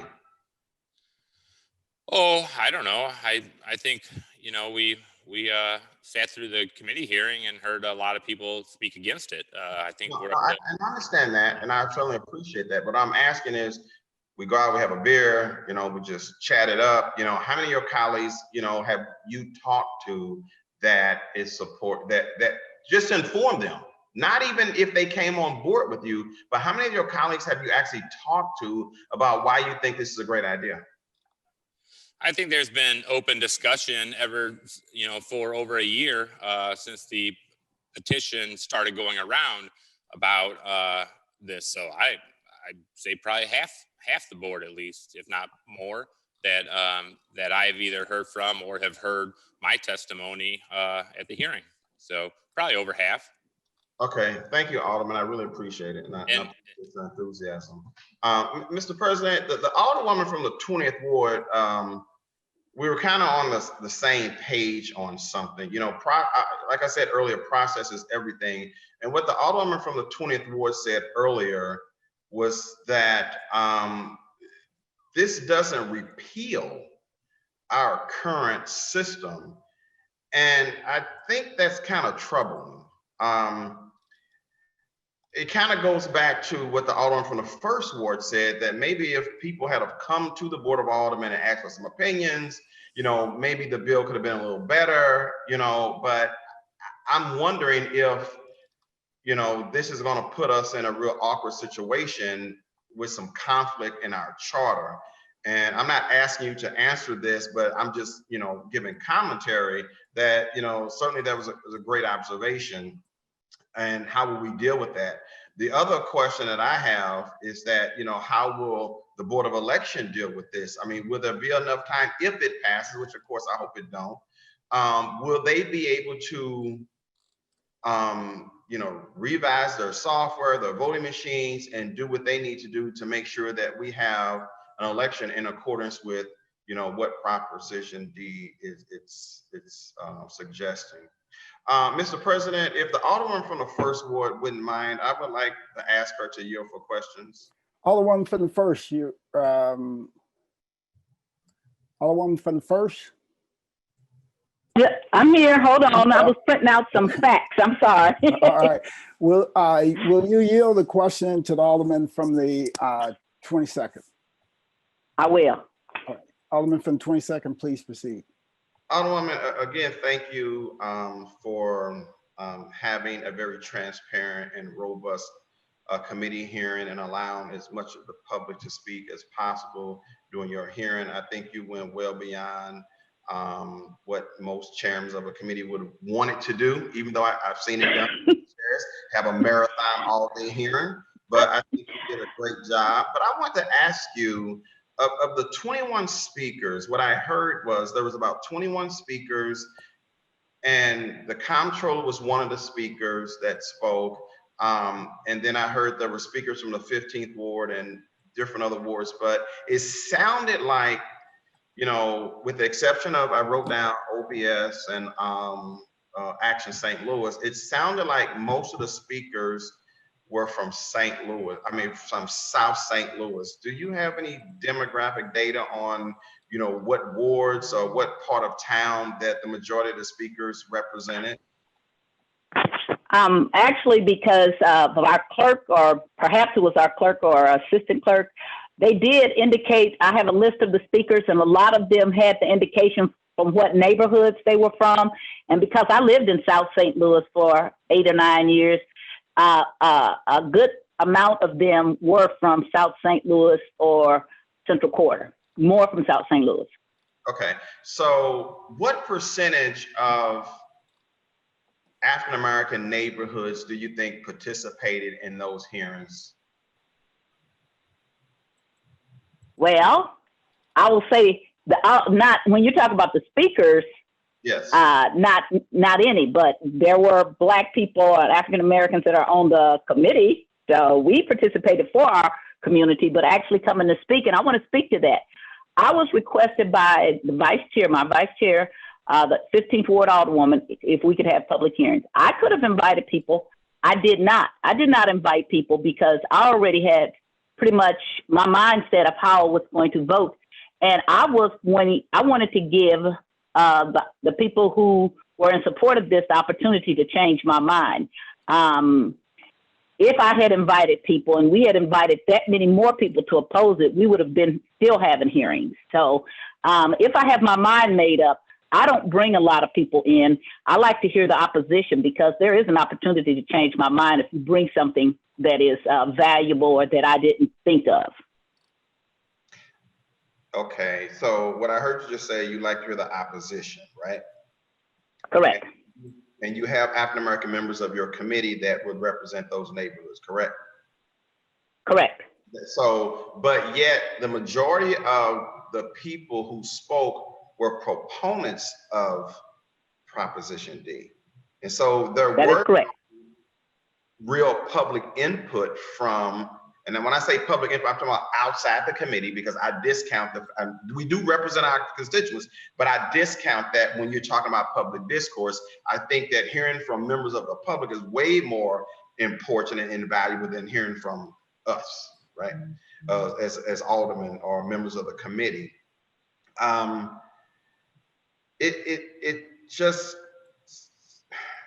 It seems kind of skewed as far as where the support is, you know, without seeing, you know, North Side support, if you will. It almost suggests that North Side doesn't care. But on the flip side is, to me, it suggests that let me speak about the 22nd Ward. And the first ward is probably a lot different than mine, because I know, you know, you've been part of a very middle class, you know, 21st Ward for a long time. It's not very easy for me on a day's notice or even 3 days notice to get 3 people to show up at a committee hearing from my neighborhood. It's very difficult. But if you're from a more affluent neighborhood, if you're from you know, a neighborhood where the socioeconomic status of the people are, you know, or above average, you can probably get people to, you know, real quick. And if you're organized and you have a network of people that you work with on a daily basis, you can probably get 50 people to a hearing within 24 hours. Would you agree?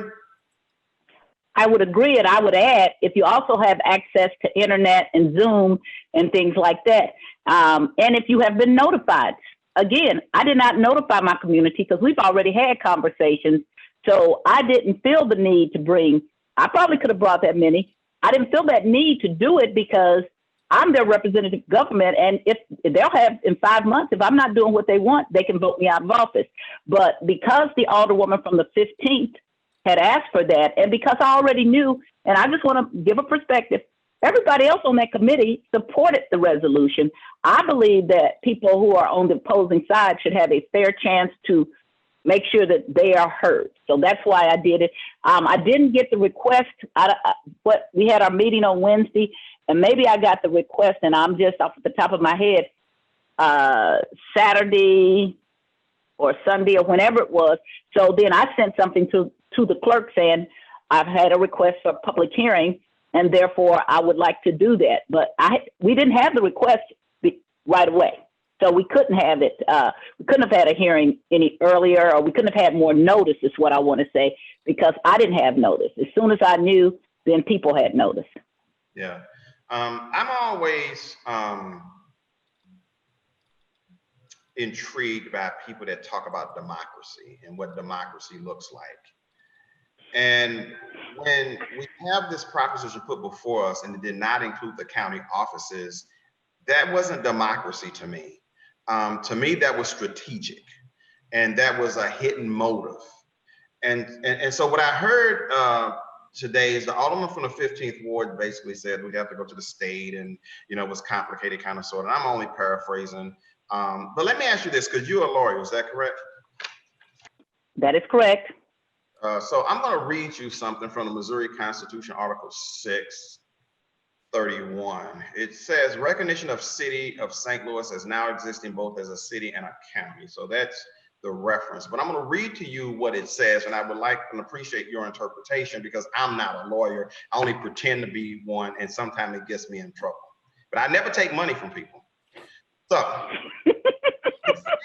what it says is the city of St. Louis as now existing is recognized both as a city and as a county unless otherwise changed in accordance with the provisions of this Constitution. As a city, it shall continue for city purposes with this present charter, subject to changes and amendments provided by the Constitution or by law, and with the powers, organization, rights, and privileges permitted by this Constitution or by law. As a county, it shall not be required to adopt a county charter, but may, except for the office of circuit attorney, amend or revise its present charter to provide for the number, kinds, manner of selection, terms of office, and salaries of its county officers, and for the exercise of all powers and duties of counties and county officers prescribed by the Constitution and laws of the state. Did I go too fast? No, I'm familiar with the, I'm familiar with it. I've read it before, more than once. So let me ask you this. So currently under Missouri Constitution, can we as a Board of Aldermen or with an initiative petition put forth to the voters whether or not the county offices shall be subjected to this Proposition D thing? So I'm going to give you a lawyer's answer. Yes and maybe. And the yes is strictly by what you read. But if you also go along, if you start to look at the state statutes, the Missouri legislature has then implemented all kind of things that you would have to really bring all of those things into play. Like it talks about how much money our sheriff can make, or some, so they differentiate in the county offices. So they make state law that you would have to look at, because we can't override state law. I would say mostly yes, but I would have to gather every little piece of legislation that they have done over the years to see exactly where we are, if that makes sense to you. Sure, and I haven't done my due diligence on when they created this, what was the effective date of this, whether it was last year or 20 years ago. But I do remember back in 2004, I believe, when there was this ABCD thing and there was going to be this restructuring of city government and so on and so forth. And basically what they did is they created St. Louis as a charter city. Yes. Is that right? Right? Yes. So what benefits do we have as a charter city? What's the point in that? Well, the point is that we wrote our own charter, and so not that we're self-governing to a certain extent, because we were just reminded that even though we have a charter, which we got from the state and which says we control our police, that the state went right over our head and changed it anyway. But really, we have a governing document that other cities don't have, and it's our charter that our people get, that the residents that live in the city of St. Louis get to change with a certain vote, and we operate under that, and that is different than most of the state. Thank you, Alderwoman. No further questions. Mr. President, I would like to note, and I'm sorry it's hearsay, because I don't have it in writing, but when I did inquire of the city council's office on whether or not that we could put on the ballot Proposition D for the county offices, I was told that we could. Now, again, I did not get it in writing, but I was given this constitutional amendment to allude to the fact that we could. Mr. President, I want to go back to the Alderman of the 9th Ward, if he would yield for questions. Alderman from the 9th will yield the question to the Alderman from the 22nd.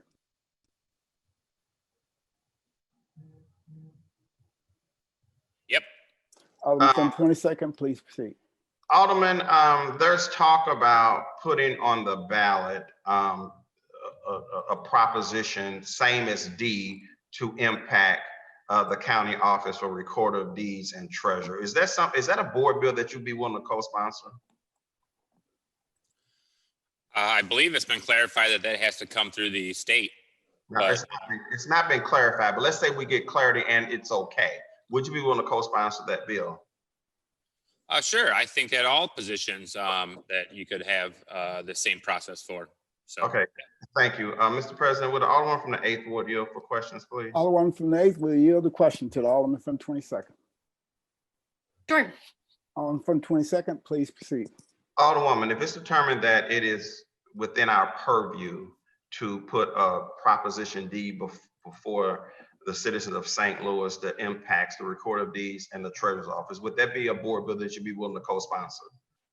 So my understanding is that that has more to do with the charter than it does something that we could control by ordinances. So as a lawyer, I will give my similar lawyer answer is that it depends.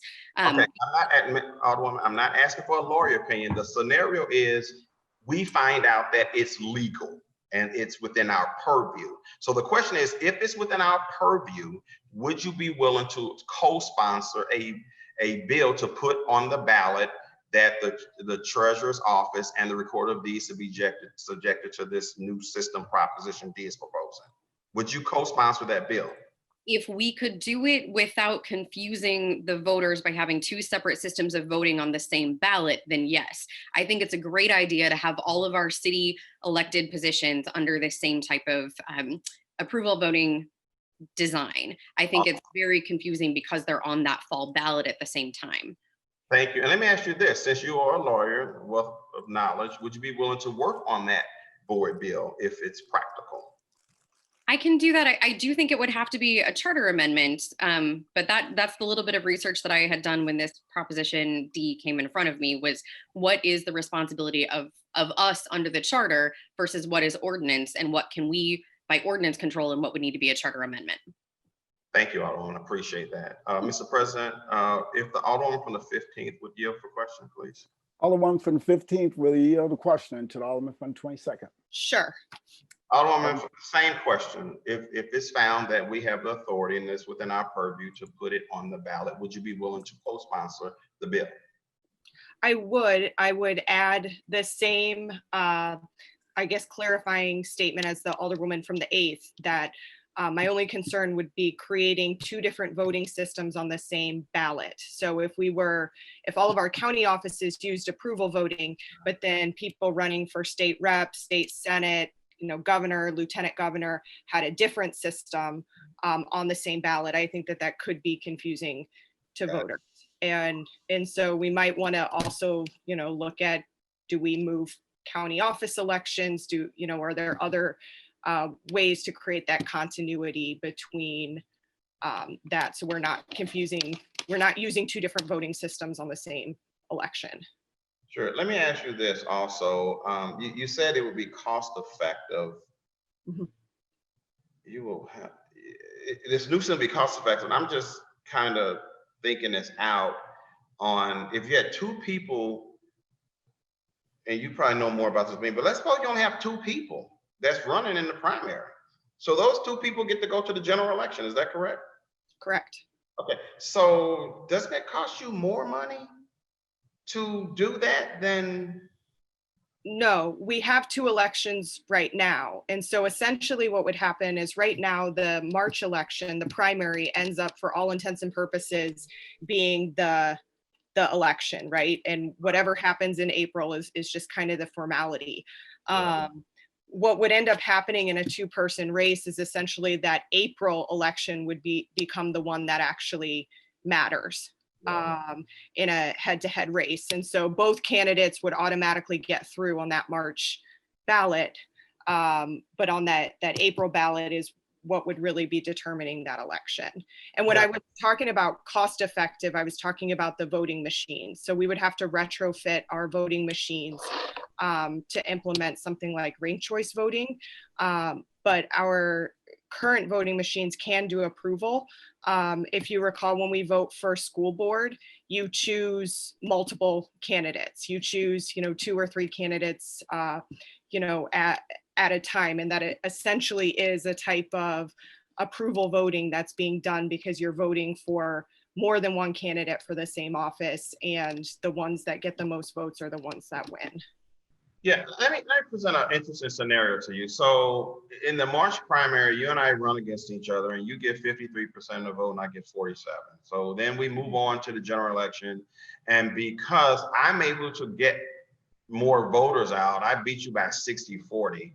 Now, what I keep hearing is that if you get 50 plus 1, that's a mandate. So there was a mandate in a primary that they selected you, but then when the general came along, they flipped. And they would flip only because who can get their base out best. Would you agree? I think that's true for any election. So are we really doing a good service for our constituents by saying that, well, with this new voting system, we're going to basically assure them that they're going to get the best candidate when it potentially could flip?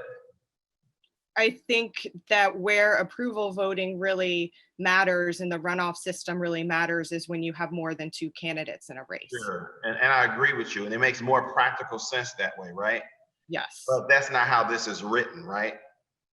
You would have elections on both, but for all intents and purposes, if I'm a candidate, I'm not going to put a ton of money and resources into a March election that I'm just going to have to run in April. I would flip it from what is currently done now, where we spend most of our time and resources on that March election, knowing that, if we have Republican challengers, it tends not to be, a challenger that.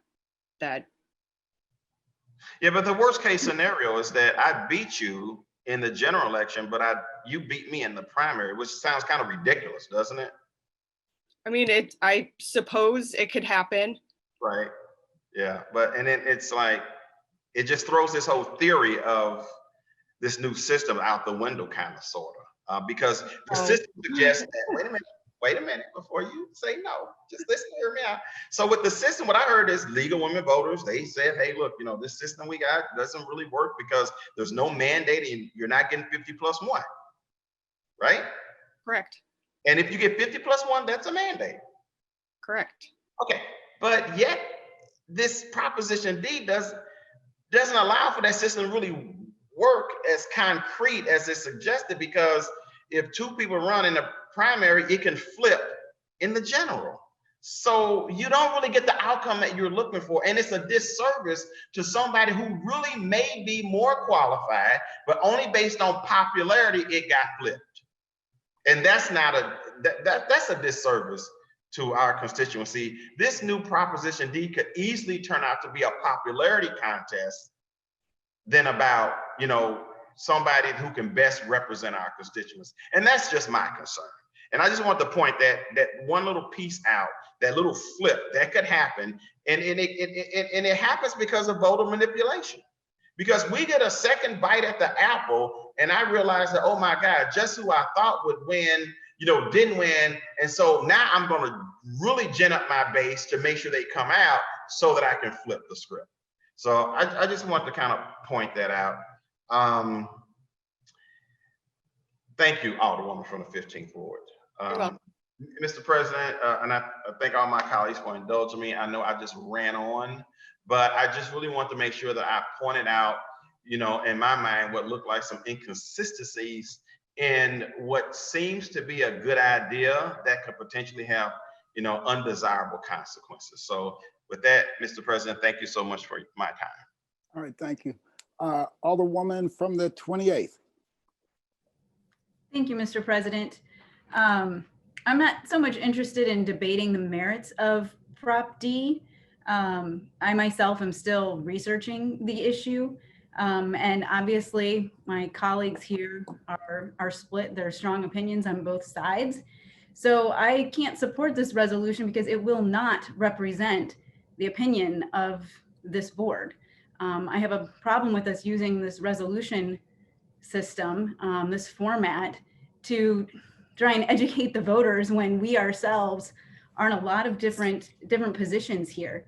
I think the reason why we pass resolutions like this is because we have general consensus and we want to help educate our constituents and let them know, similar to the Clean Missouri Initiative, something that we all can get behind, and we want to make sure that the voters are clear. But right now we are just muddying the waters. And if we pass this resolution when we're clearly split, I don't think that that helps in any way, shape, or form. I respect the resolution process, and I respect every individual member of this board to go out and endorse, you know, this proposition or any other one. Everyone on this board has the right to go out and promote their position, tell their constituents what they think, make public endorsements. But to do it on behalf of this board, when so many people really range in their opinions, I think is just wrong. And it's a disservice to our voters. And based on the fact that we're going on 2 hours of debating this, says to me that maybe there's still a lot to talk about. And so I move that we refer this back to committee. Second. Second. Second. It's been moved by the Alderwoman Second. from the 28th and seconded by the Alderwoman from the 20th that we refer resolution 61 back to committee. Any further discussion? Alderman from the 24th.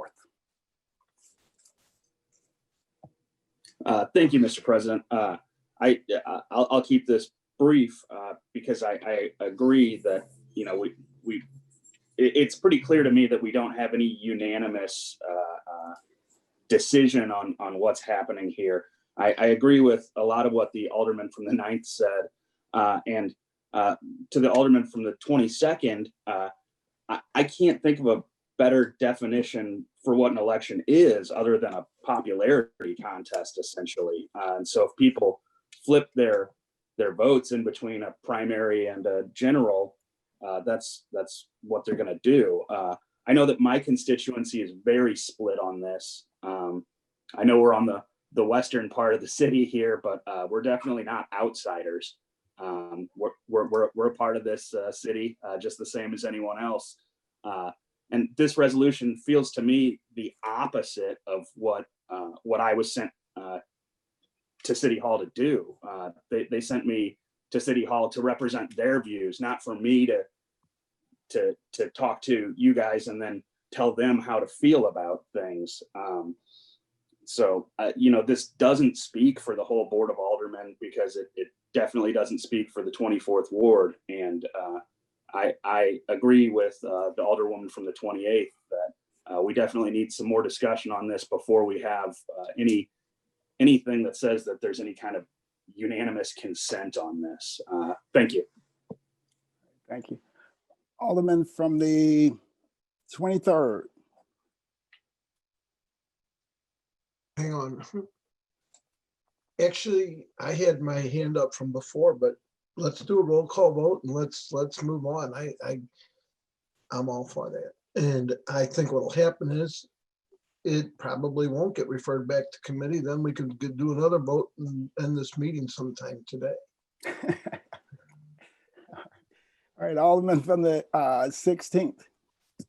Mr. President, I was going to inquire of some previous speakers regarding the resolution discussion, not necessarily the motion that's before us. So I'm happy to wait till after Okay. the motion that's before us is voted on. Okay. Alderman from the 27th. Thank you, Mr. President. The only thing I'm asking, I keep hearing you all's views, but the only thing I asked is, and I did sit in on that committee hearing when Alderwoman Tyus had those speakers. And so I guess my concern is, and I keep saying this, we need to educate and empower our community to make their own decisions. And I just don't think that people have a right to say how people should feel. So I support voting no on this Prop D, because I have extensively, we have a vote in private committee, so we have brought, as Alderwoman Tyus has told us, I brought pros and cons in for people to hear both sides of it. And so it was real interesting because we have two young people that sit on that committee. And when they got through hearing the pros and cons, they came back and said, we're voting no on this. So I think it was rushed. I think it was disrespectful. People, our voters are not people where you just throw things at them. So I too support voting no on this. All right, thank you. Alderwoman from the 19th. Mr. President, everything has been said. Most especially, I really appreciate the lesson from the Alderwoman of the First Ward.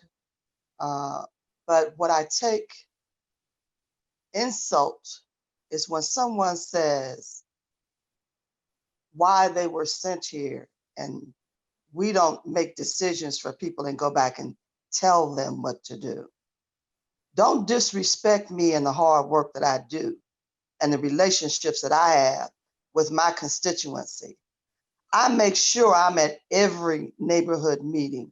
I make sure I answer every email. I answer phone calls. I stop and talk to people on the street. And so know that we do communicate with our residents. Don't make those kinds of assumptions about how we work with our constituency. That's all. Thank you. All right, thank you. Alderwoman from the 1st. Mr. President, members of the board, I oppose the motion to send this back to committee. I was very patient with people who had an opposition to it. And see, this is the kind of thing that makes people not be patient. This is what I want you to understand, all of you all who I said spent hours and hours, and then we dismissed and took a break and then came back. The committee is not going to change their vote. So there is nothing else to go back. More to the point, people are, you don't understand different kinds of resolution. This is not a courtesy resolution where everybody feels good. This is a resolution. And we went through the proper procedures, because for those of you who do not know, I am a rules person. And so the rules say we have a hearing and then we vote it out with a pass or do not pass recommendation, which we voted out with a do pass recommendation to the full board. And we had all the people, you had full opportunity to change anybody's mind, which you did not, okay? So to now come and say, how dare you take a position, this is exactly how resolutions are supposed to be done, okay? So even though you don't like the outcome, it's often I don't like the outcome. And guess what? I signed every board bill with my little signature on it, whether I supported it or not. What we have the opportunity to do is vote it up or down. You can vote for it. When you're saying we don't like the full Board of Aldermen's name on it, that's why we have sponsors. Those are the people who are saying that we support it and the votes, okay? So there are already 15 sponsors, so we already have the votes. It's not going to be sent back to committee. So let's move on with this thing and let's not waste a lot of time. I was going to come back and speak to the fact that some things that people said, but at this point, I just want to say I am opposed to having another hearing about this. So let's move on. Right. And just as a point of clarification, a resolution represents the view, a position of the majority of the members of the Board of Aldermen. That's what a resolution does. And this is not the first resolution by a long shot that is divided. Most resolutions that come before this board are divided. I just want everybody to have that point of clarification because we do have some new members on the board that this is what a resolution is. And if you get a majority of the members of the Board of Aldermen, that represents the board. Right, so it represents the views of a majority of the members of the Board of Aldermen. Just like a board bill would do. Thank you. Exactly right. So it's been moved by the Alderwoman from the 28th and seconded by the Alderwoman from the 20th that we refer resolution number 61 back to committee. A vote of aye would send resolution 61 back to committee, and a vote of no would allow us to continue and just vote this out today. Madam Clerk, please call the roll. Alderwoman Tyus. No. Alderwoman Middlebrook. No. Alderman Bosley. No. Alderwoman Evans. No. Alderwoman Hubbard. No. Alderwoman Ingracia. No. Alderman Coder. No. Alderwoman Rice. No. Alderman Gunther. No. Alderman Balmer.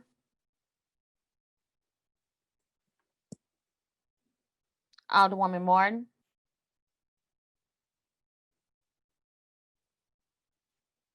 Alderwoman Grass. No. Alderwoman Murphy.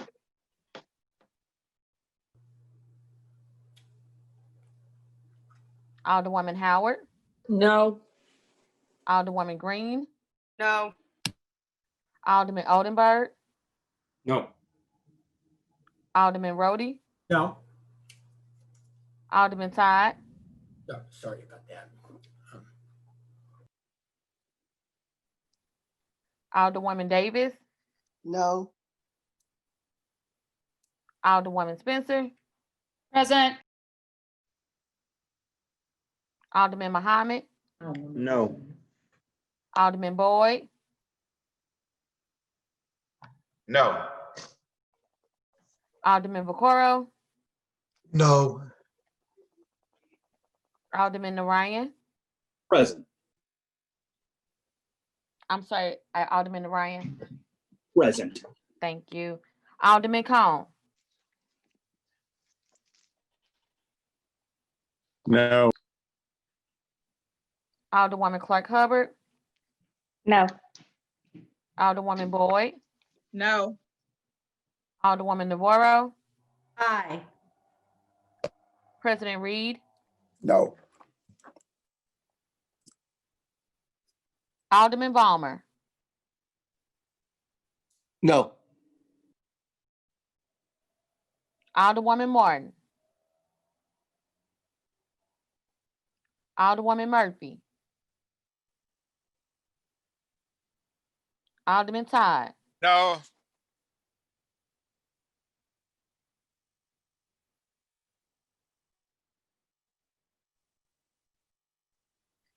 One aye vote, 24 no votes, and 2 present. I vote you fail to sustain the motion of the Alderwoman from the 28th and the 20th. Now we're back to the original resolution. And I think we were on Alderman from the 16th. Yes, Mr. President, members of the board, thank you.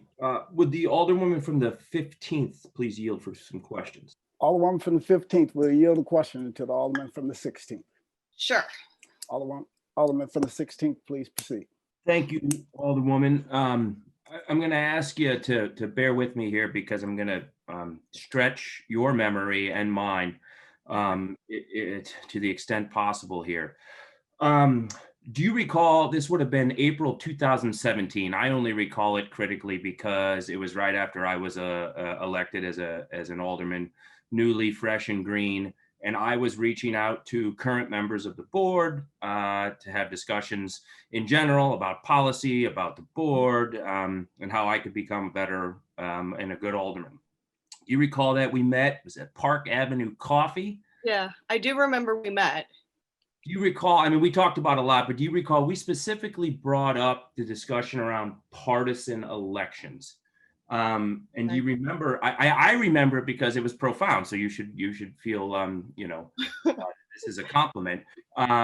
You said to me, I brought up sort of the nature of partisan elections. I think we were kind of talking a little bit precisely about what's in the contents of Proposition D. And do you remember what you said to me about local partisan elections, particularly here in St. Louis? I do not. Okay. I mean, I wouldn't expect you to, honestly. Sorry. I was rather insignificant and still am, so I don't expect you to recall a conversation with me. But I do remember, and you said to me that you are against nonpartisan local elections because it is a place to build party, and the Democratic Party needs to build strong. And St. Louis and Kansas City and Columbia, those are the islands for the Democratic Party to build party in Missouri that is, a supermajority Republican. Mm-hmm. I'm a curious guy. It's just in my nature to understand why people have evolved in their decisions.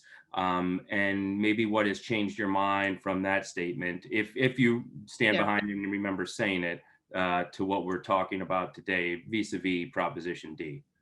I mean, I don't remember that specific conversation, but I do think that I have personally evolved on this issue. And I think a lot of it is, I was raised one of those people in like a Democratic household, and you just kind of always voted for Democrats, and that's just what you did. Like, it was a union household. That was just how I was raised.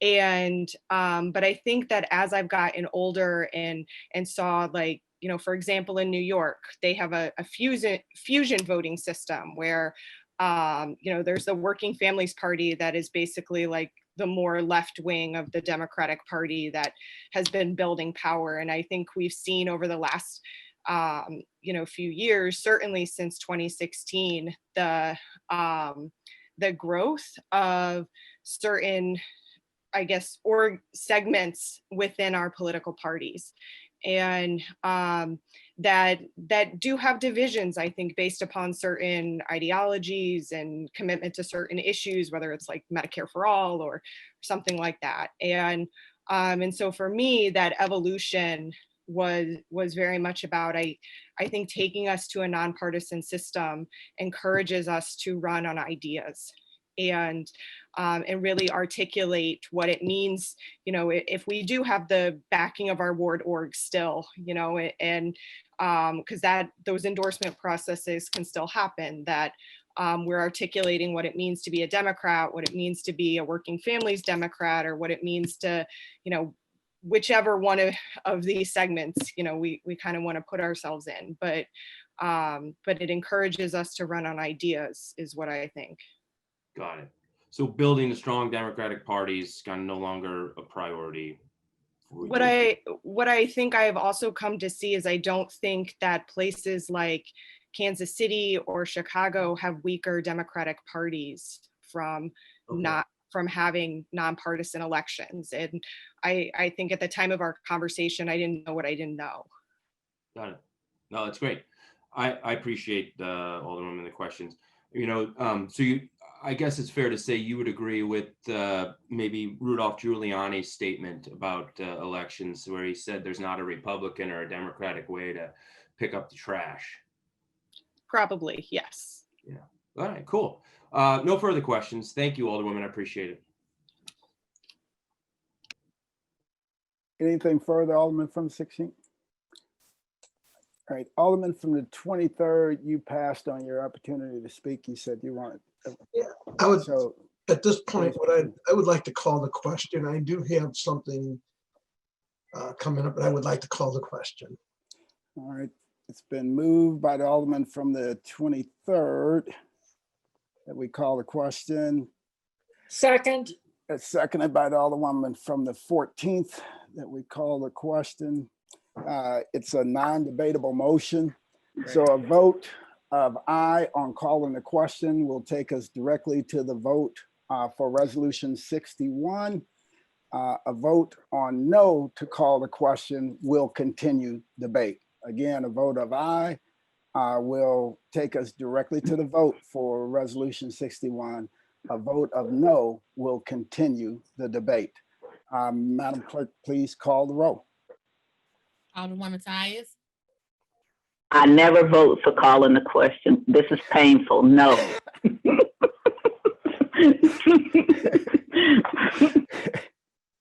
Alderwoman Middlebrook, Aye. Alderman Bosley, Aye. Alderwoman Evans, Aye. Alderwoman Hubbard, Aye. Alderwoman Ingracia, No. Alderman Coder, Aye. Alderwoman Rice, No. Alderman Gunther, No. Alderman Balmer, Aye. Alderwoman Martin, Alderwoman Grass,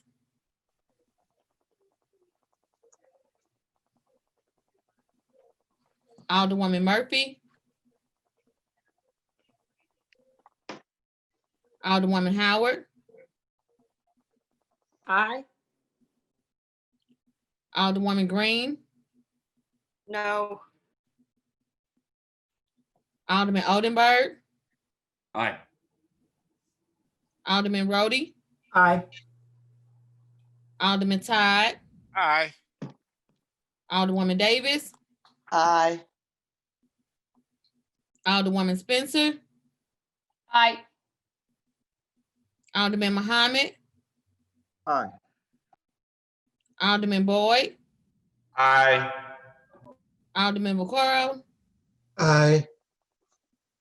Alderman Narayan, No.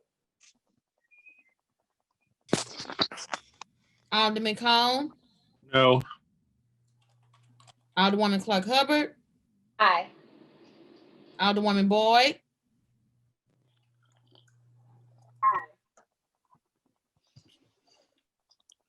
Alderwoman Navarro, Aye. President Reed, Aye. Alderwoman Martin, Alderwoman Grass, Aye. Alderwoman Murphy,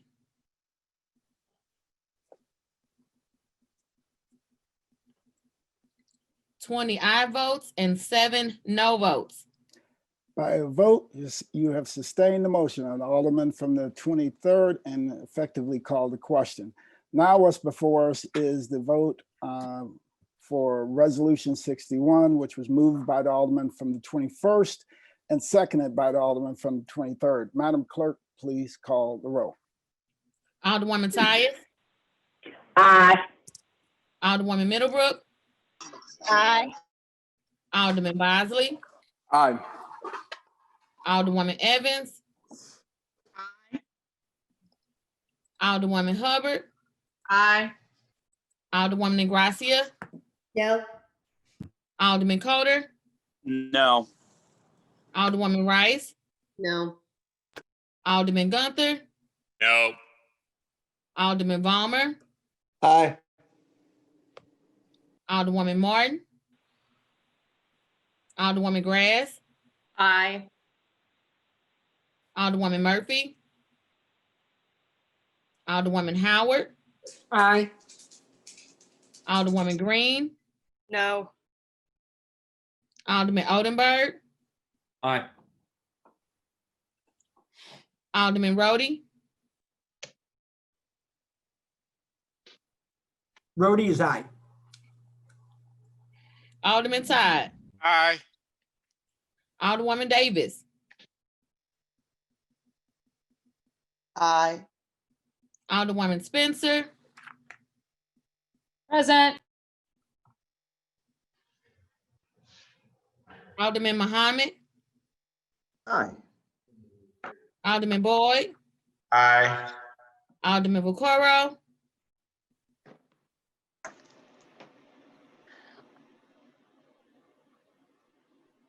Alderman Narayan, No. Alderman Cone, No. Alderwoman Clark Hubbard, Aye. Alderwoman Boyd,